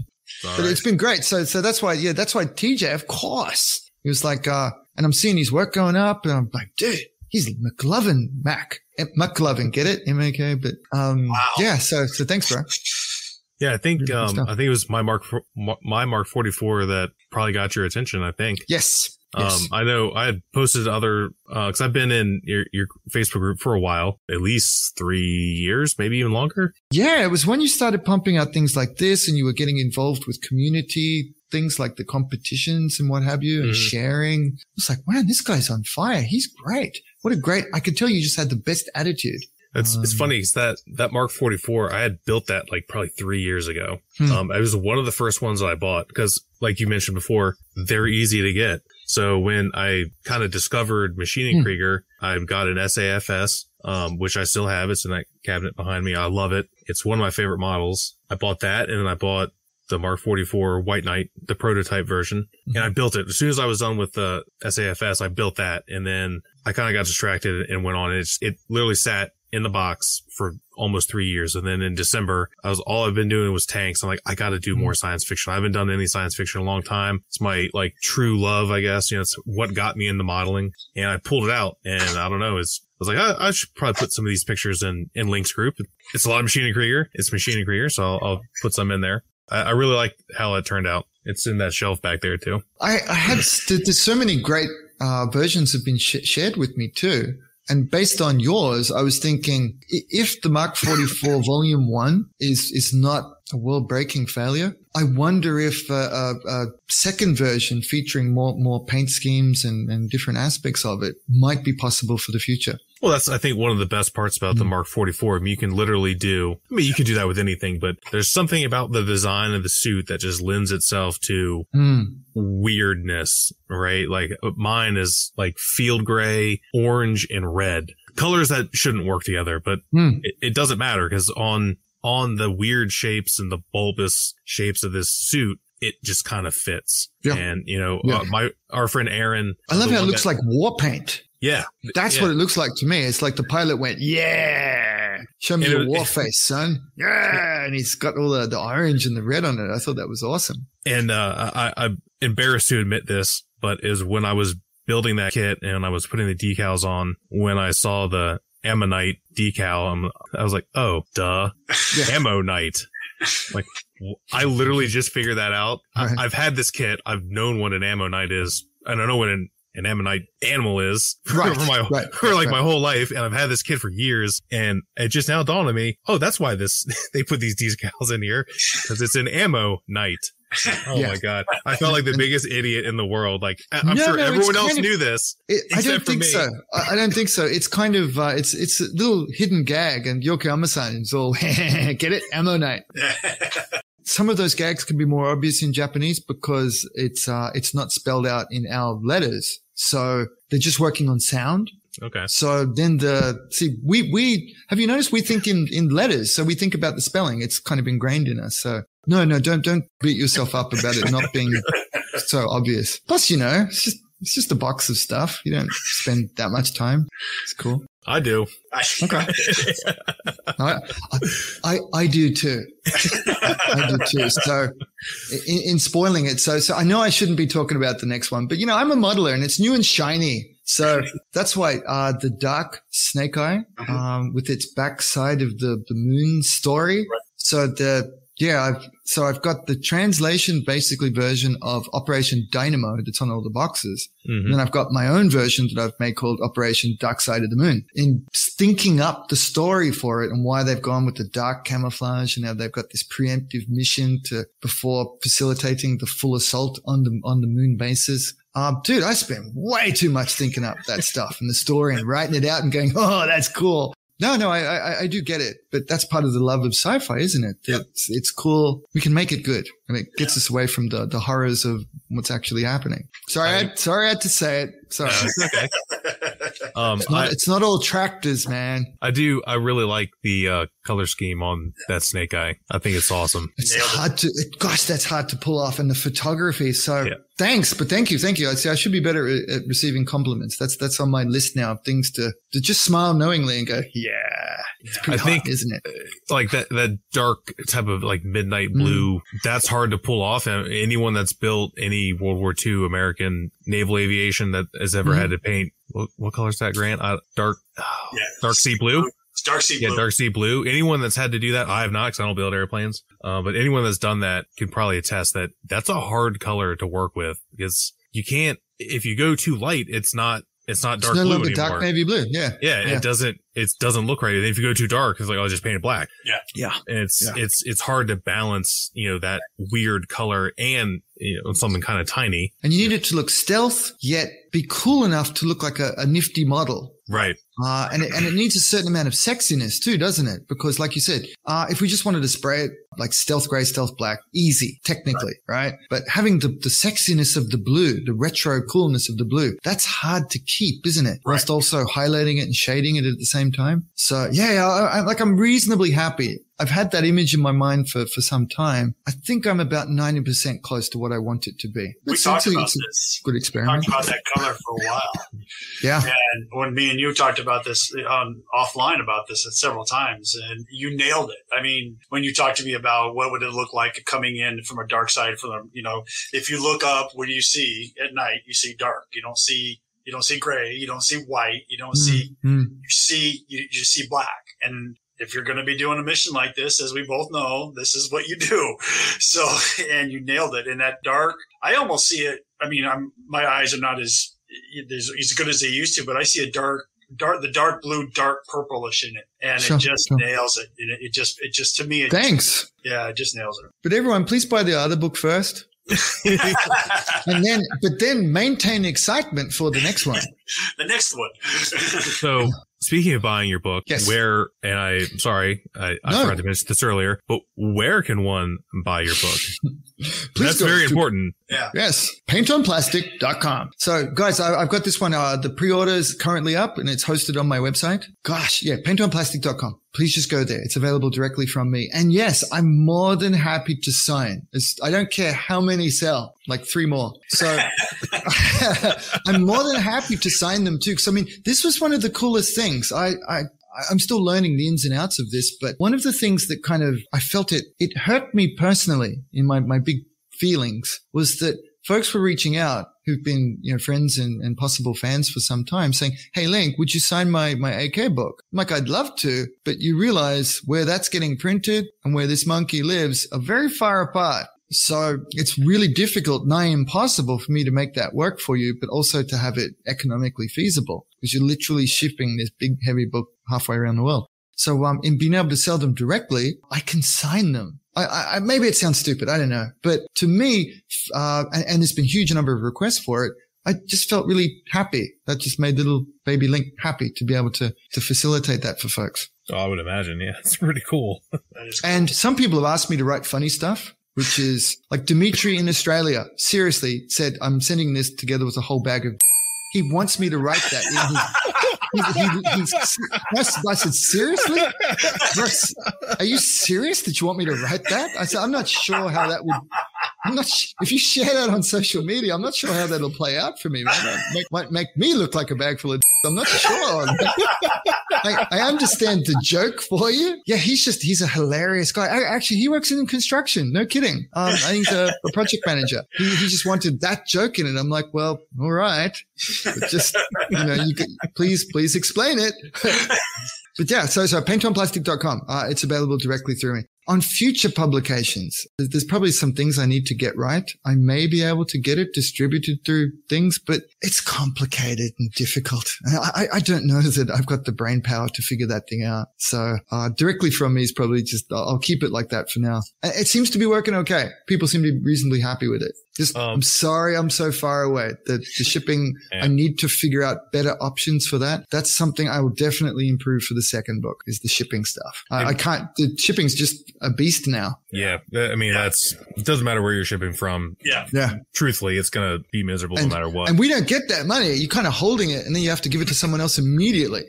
Yeah. They take that and they don't even say thank you. And when do you expect it to be released? So, please be kind. Realize you've listened to me now, rant for an hour and a half. You know I'm an idiot. So the physical one will be shipping planned for August, but quite a few things need to tumble into place. So this is the first time for me to be way out on this end of it. I've done everything up to the handing off the content and layouts and everything before. Man. Now this end of it is new to me. So many fails will ensue. So please forgive. But yeah, planning on shipping August. Excellent question. Thank you very much, TJ, for thinking of that one. It's available directly from me on paintonplastic.com. Just send me a note if you'd also like a signed, ruined version. And I'm more than happy to do that too. Awesome. So yeah, anyone out there listening, if you have even the slightest interest in Maschinen Krieger or you love Maschinen Krieger, please go get that book. It's going to be great. You can see some of the pictures that Link has posted of some of the pages so you know what you're getting, and it looks fantastic. And plus, you've listened to us talk about it. And I would just like to thank you, Link, for coming on for the second time and hopefully not the last time. It was really fun. I enjoyed it. And I know we mentioned this the first time, the first time that we tried to do this interview. This is the first time with video. The last time you were here, we didn't do video. So it's been good to be able to see you and interact. And yeah. And of course, Grant, thank you for hopping on and making my job way easier. I'd just like to say also that Link, you need to advertise your Patreon page. So I'm going to upgrade things, guys. So, I realize, 5 years of Patreon has made it difficult to find some of the great content in there. So I'm going to be upgrading. That's why I just need one point to send folks to. So paintonplastic.com, the website. I'm going to update and host a bunch of the course material and have it accessible there through the website as well. But Grant, thank you. So Grant has been a supporter. You're both supporters. Thank you both very much. But Grant has been doing it longer, so he's better. but really, thank you very much, guys. Fully concede that. I imagine it's getting harder and harder to find the back stuff. So I'm going to redo that and to make it more valuable and accessible for you. Thanks, Grant. Thank you for mentioning that. One comment real quick on the stuff you're trying to pull forward. You have the 3 or 5 sections on how to improve a SAFS kit. Yeah. Do that. Push that forward. It's probably, I love that one one of the most, because it tells us how to make the kits the right way. You see what I mean? That they're getting lost after 5 years. I've been making all of this stuff, but it's getting really hard to find because I've got. I had a really good series on making that yellow one that's in the FAQ, the Orc Flyer. Yeah. But man, how else can people know that it exists? Exactly. So I'm going to get to work on that. So guys, just if you want to see my stuff, have a bit of a laugh, get cool content, paintonplastic.com. Exactly. I'm going to try to make it better for you. Awesome. And thanks a bunch for having me back on the show, DJ. I of course, made my day, man. You guys were so awesome. And talking and speaking with you, it's just absolutely made everything worthwhile. Thank you very much. Oh, it was our pleasure. Yeah, definitely.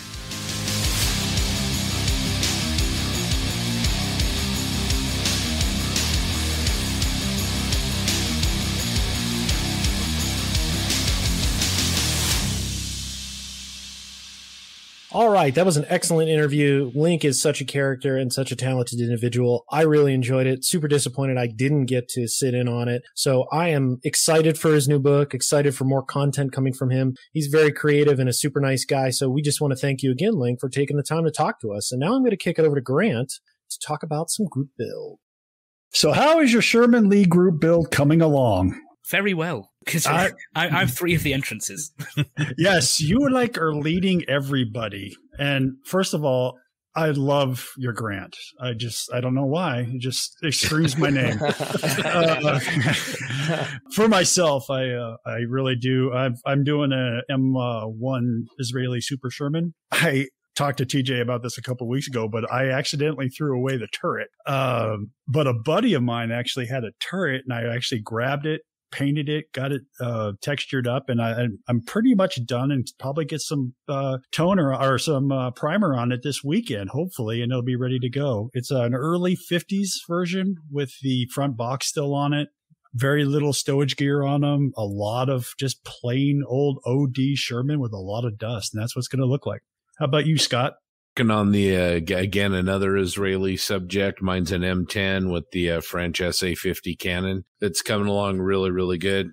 Starting to look like I'll have it done, so that's good. A little bit of pressure, but reserve unit vehicle, not a lot of weathering, never saw any action. But like you said, U.S. olive drab green and lots of dust. Well, that's great. TJ, how's yours coming along? I have only done the one.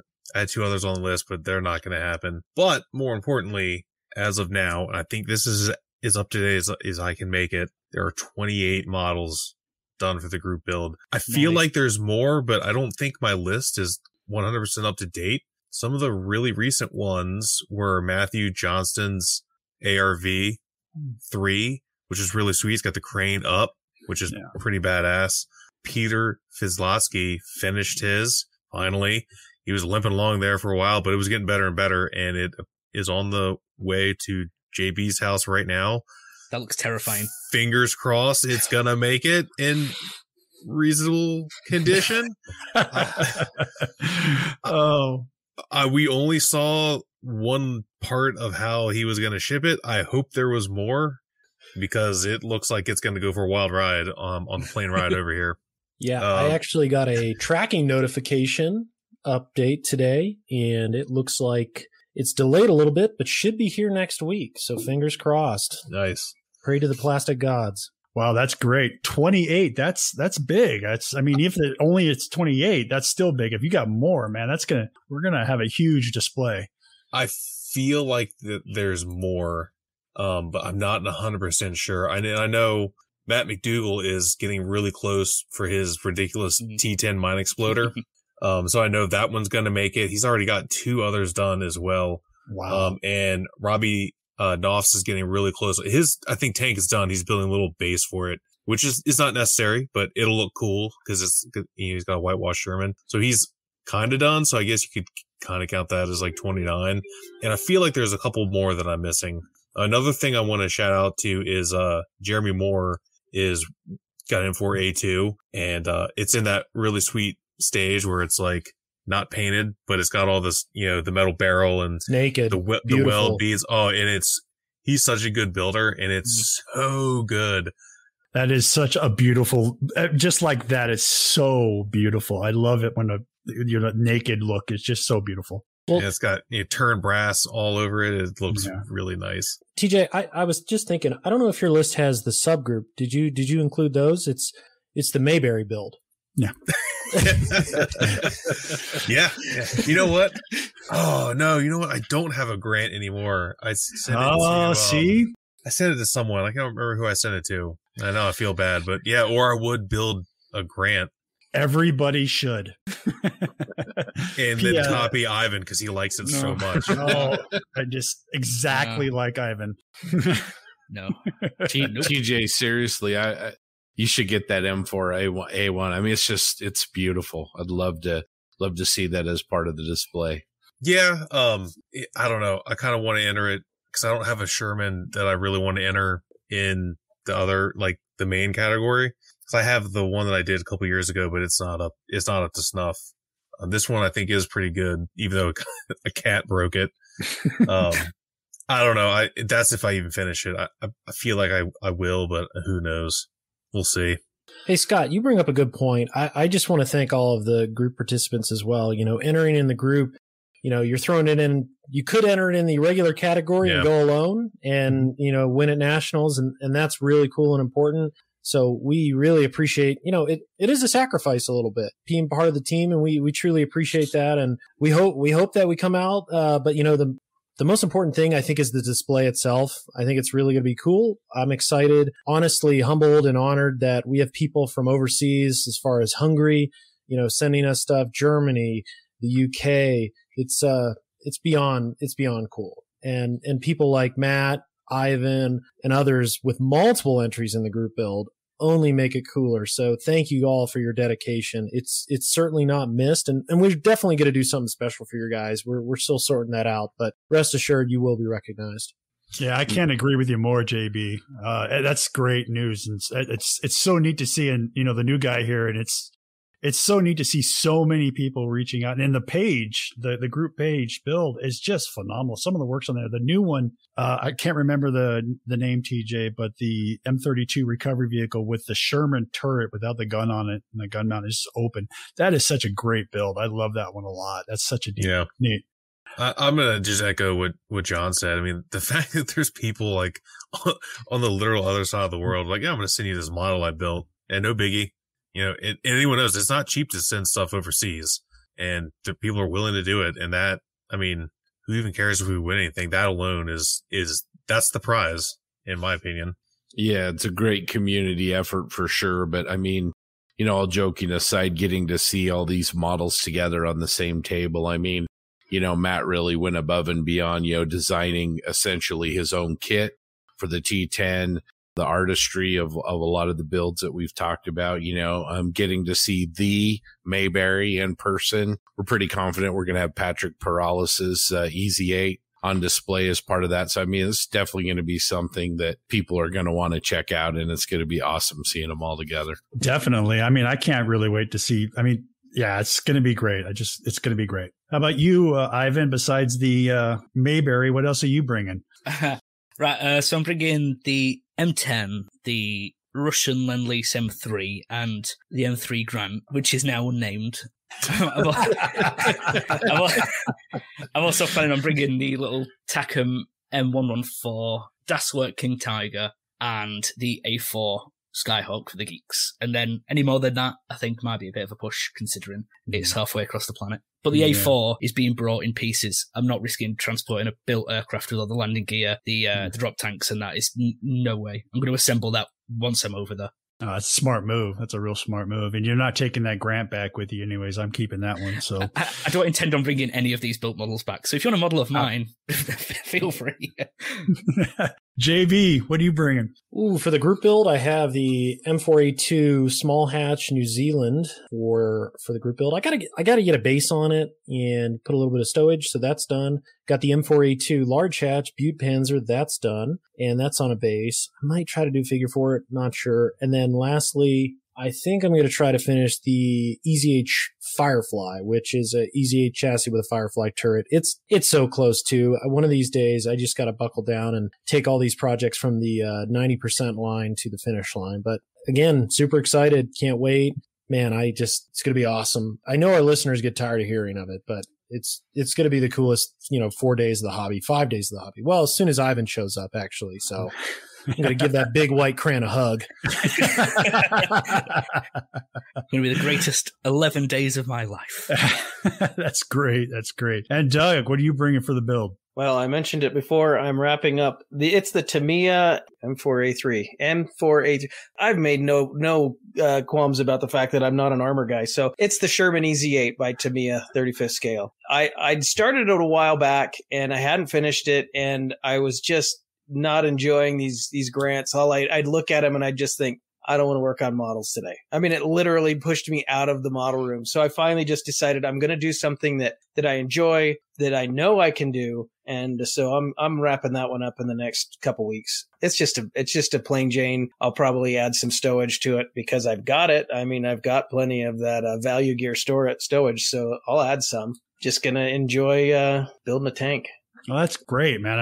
It's going to be great. You're looking at 1, 2, 3, 7, 8, 9, almost 9 models right here if we bring them all for just us. So there's a good chunk of 28 plus all the other ones that are coming, and everybody else, please keep us updated, updating the website and showing those pictures, and we'll get you guys. Can't wait to see you guys all at Nationals with your Shermans. Can I say one quick thing? I don't know if this is approved by TJ, but I'm going to throw out a comment to say, if you have a built Sherman, bring it. Put it on the table. We'd love to see it, and we'd love to have it part of our display.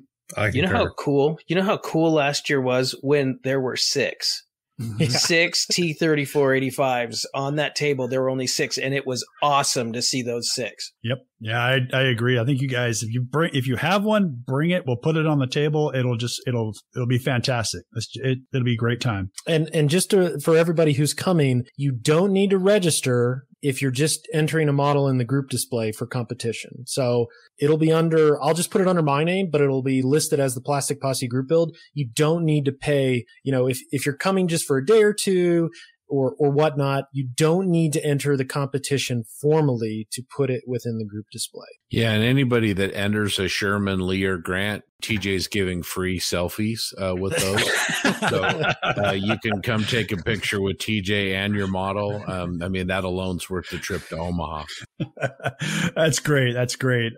Well, speaking of group builds, let's not forget about our buddies over at the Model Geeks. And by the way, by the time this drops, it will have already happened. But we're going to do a live stream on the 18th with the Geeks called Geek Fest. Don't forget about the A4 group build. We've all kind of talked about it. I don't know if we need to kind of rehash that, but we're all desperately trying to get our builds together. I know JB shared a picture of that Airfix Skyhawk, and for a 1/72nd scale aircraft, I didn't realize you could get that many clamps involved in one build. Yeah, all my chips are stale now. Absolutely. It's funny. I posted that online, and shout out to Steve Baker. You don't have to say it's Airfix by that picture. So, but it'll be Jester's Bird. Doug, what's on tap this episode for discussion points? Well, Ivan had a great idea.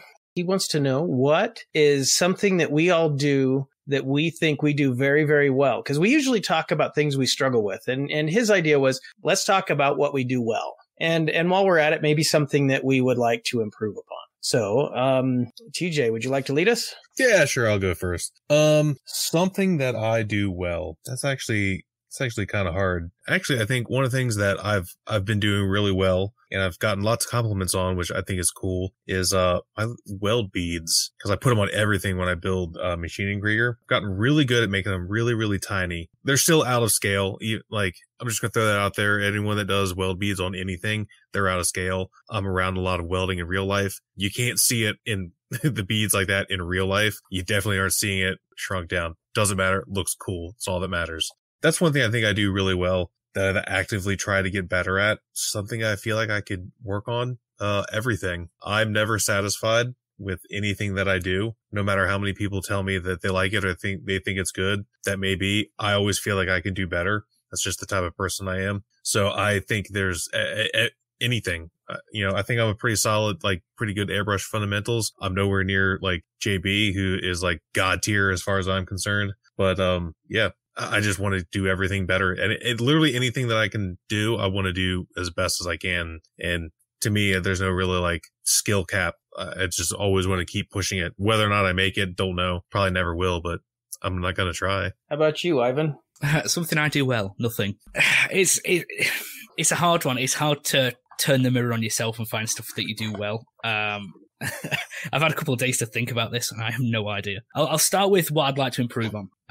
Bitch a lot about my models, and just building models in general is supposed to be something I enjoy, and yet I find something to complain about. Even the most perfect kit, a bit like in our 148, our 48-hour build, built the Tamiya 148 T34, and yet I still found something to complain about. That was great. That was great. You started that out. Just, this kit, it's so overrated. And by the end of the 48 hours, you're like, this was a great kit. What the hell was I talking about? That is exactly what I mean. It's just like, just enjoy the kit for what it is. Stop looking for, I don't even know what I'm looking for. It's plastic in a box. Just appreciate it for what it is and work with what you've got. Don't know why. For some reason, I think in my head, everything is going to be perfect. And that's an attitude I kind of need to get out of, because nothing ever is going to be perfect. Like Marco Pierre White says, perfection is a lot of little things done really well. And if I can try and work with that attitude, that will help. If you can do a lot of little things well, the end product will be really good. So that's where I'd like to improve. Things I do well. I'd like to think my painting is something I do well, especially if it comes to like modulation or highlighting, but that also comes in with oils. So making a model look interesting. I'll go with that, making a model look more dimensional and interesting. That's what I'm going with. That's what I think anyway. The 1914 ambulance, which is blue, that was quite a hard colour to make stand out, so I'm going with that, making paint schemes pop. I'd agree with that. That ambulance is a great build, but yeah, your paint work is really great. And something else you're good at, you don't give yourself enough credit for. You tend to kind of, when you're thinking of a way to do your subject, like the Mayberry, you tend to just sort of pull it out of your head, and you have visualization of what you want to do when you're freelancing, and you're really good at that. That's actually something I really wish I was good at, but you're really good at that visualization and execution. Thank you very much. All right, Grant, tell us about what you do really well. Well, like everybody said so far, this is a hard question. I'm kind of like most of us. I'm a little hard on myself, I guess. I'm going to start with what I want to improve on first. Like Ivan, I'd like to improve my overall basic modeling skill set. I tend to rush a little bit sometimes, which can make me make mistakes because I want to make that perfect model like a Mike Rinaldi or a Night Shift, and I want it to be like that. And when I start to rush, and I think it's just an issue I have. So I want to work on slowing down and having better control of what I'm working on and how I'm working on it, and I think by you looking at those models and you're seeing just snippets of time, and you have to remember that these guys are building these models over a week or 2 weeks and stuff. It's not happening right there when they're just doing it. So, and that's what I have to work on. I think that's the biggest thing. What do I think I do good? I think I'm really pretty good at mixing color on figures. I do a lot of Warhammer, smaller scale stuff. So I think I'm pretty good at, the color wheel and bringing colors together and making it look more realistic in depth. So I think that's probably my best thing I can do right now. But that's about it. I think that's about what I can do best. I'm going to add to that, though. Grant, what stuck out to me when you visited for Commies Fest, and I'm sure everybody on the line who saw it can agree that your presentation, every one of your pieces was extremely professional in a sense where, you're pulling it out of your Pelican case, which I thought you had an RPG to start with. But it was cool to see your little vignettes. But, you talk about your Warhammer figures, even the LVT that you brought. What stuck out to me was the professional approach you take to displaying your model. And it's everything down to, the little feet on the base I thought was really cool, and the little nameplates, and making the base integrated, making the groundwork integrated with the actual, block or plinth itself. So I thought you do that extremely well in presenting your work in a very professional manner, in a complete manner too, for that matter. I appreciate that. Thank you.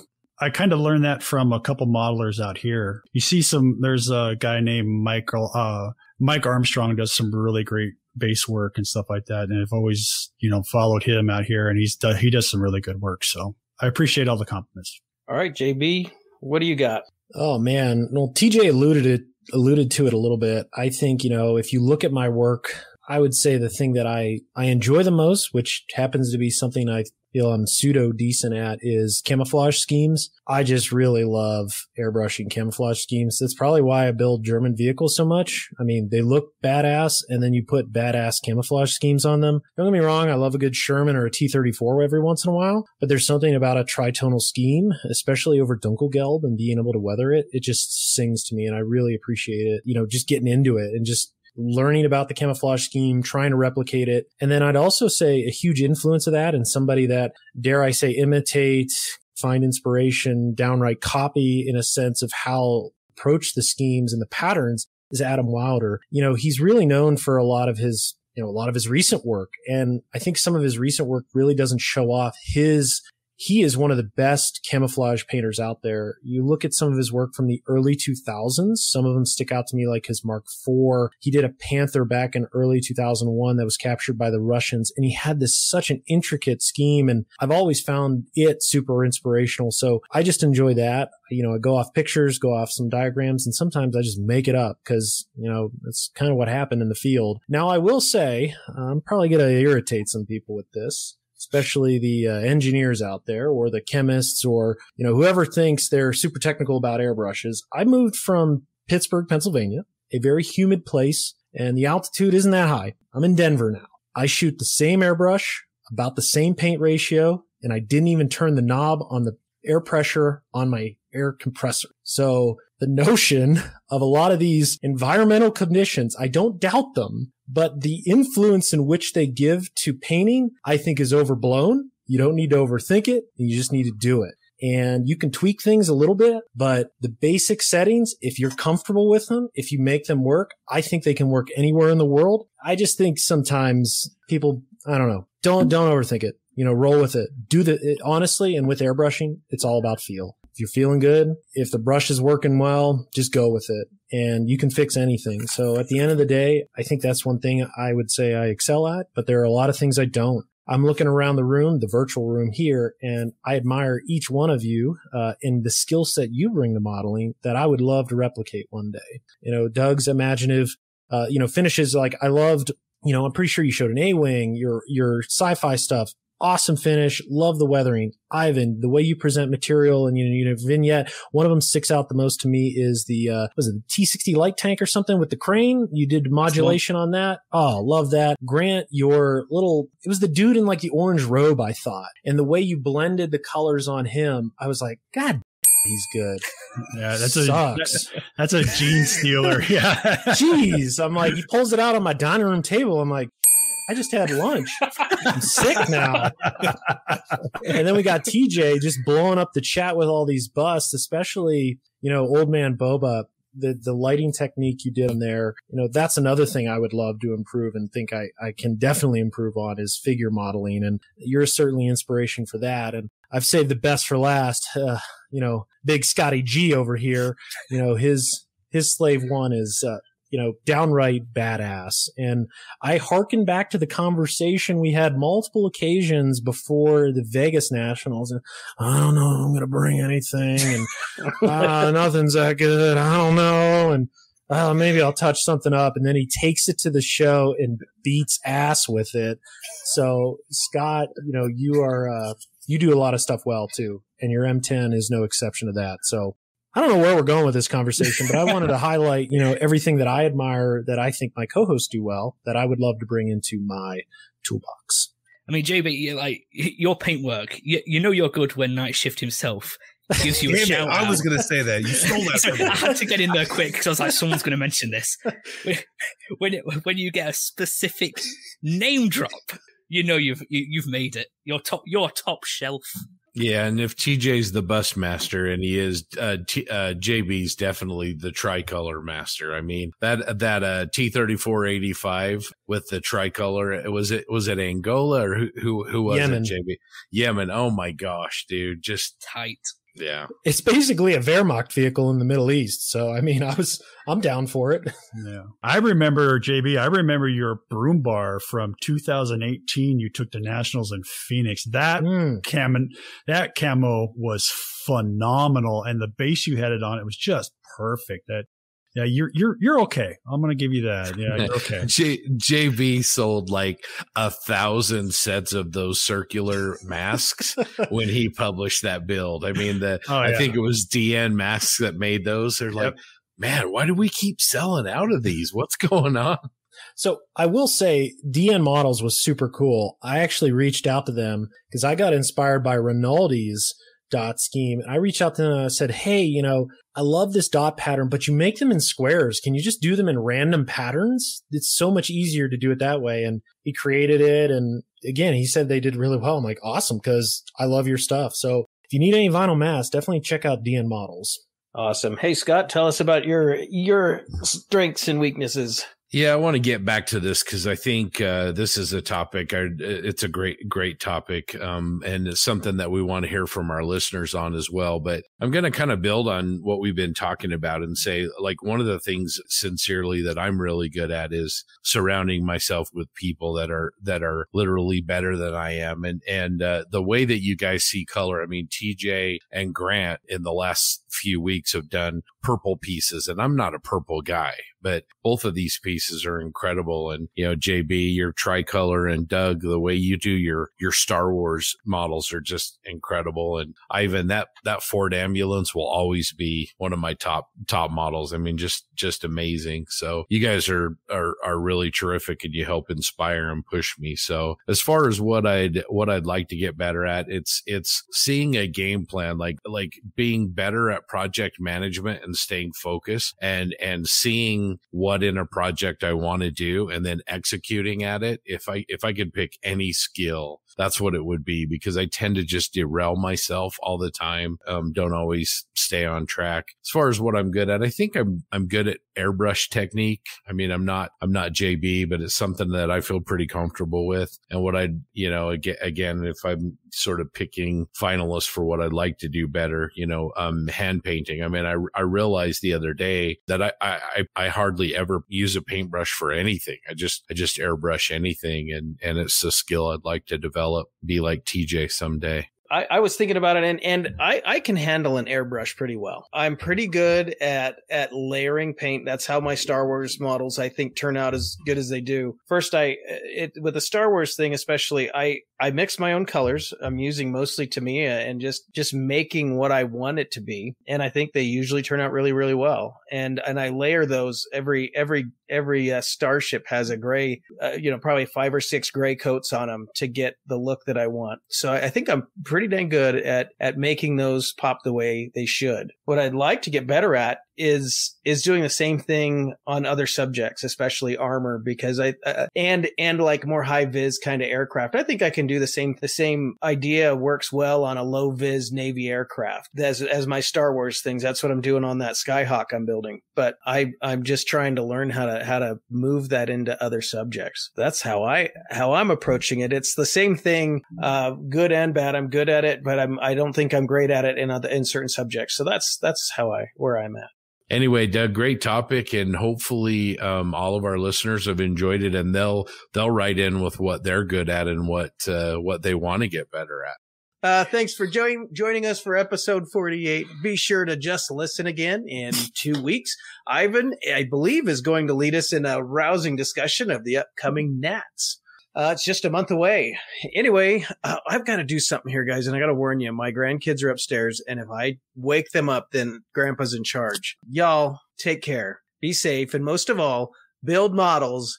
Yay! Oh, God. So subdued. That was good.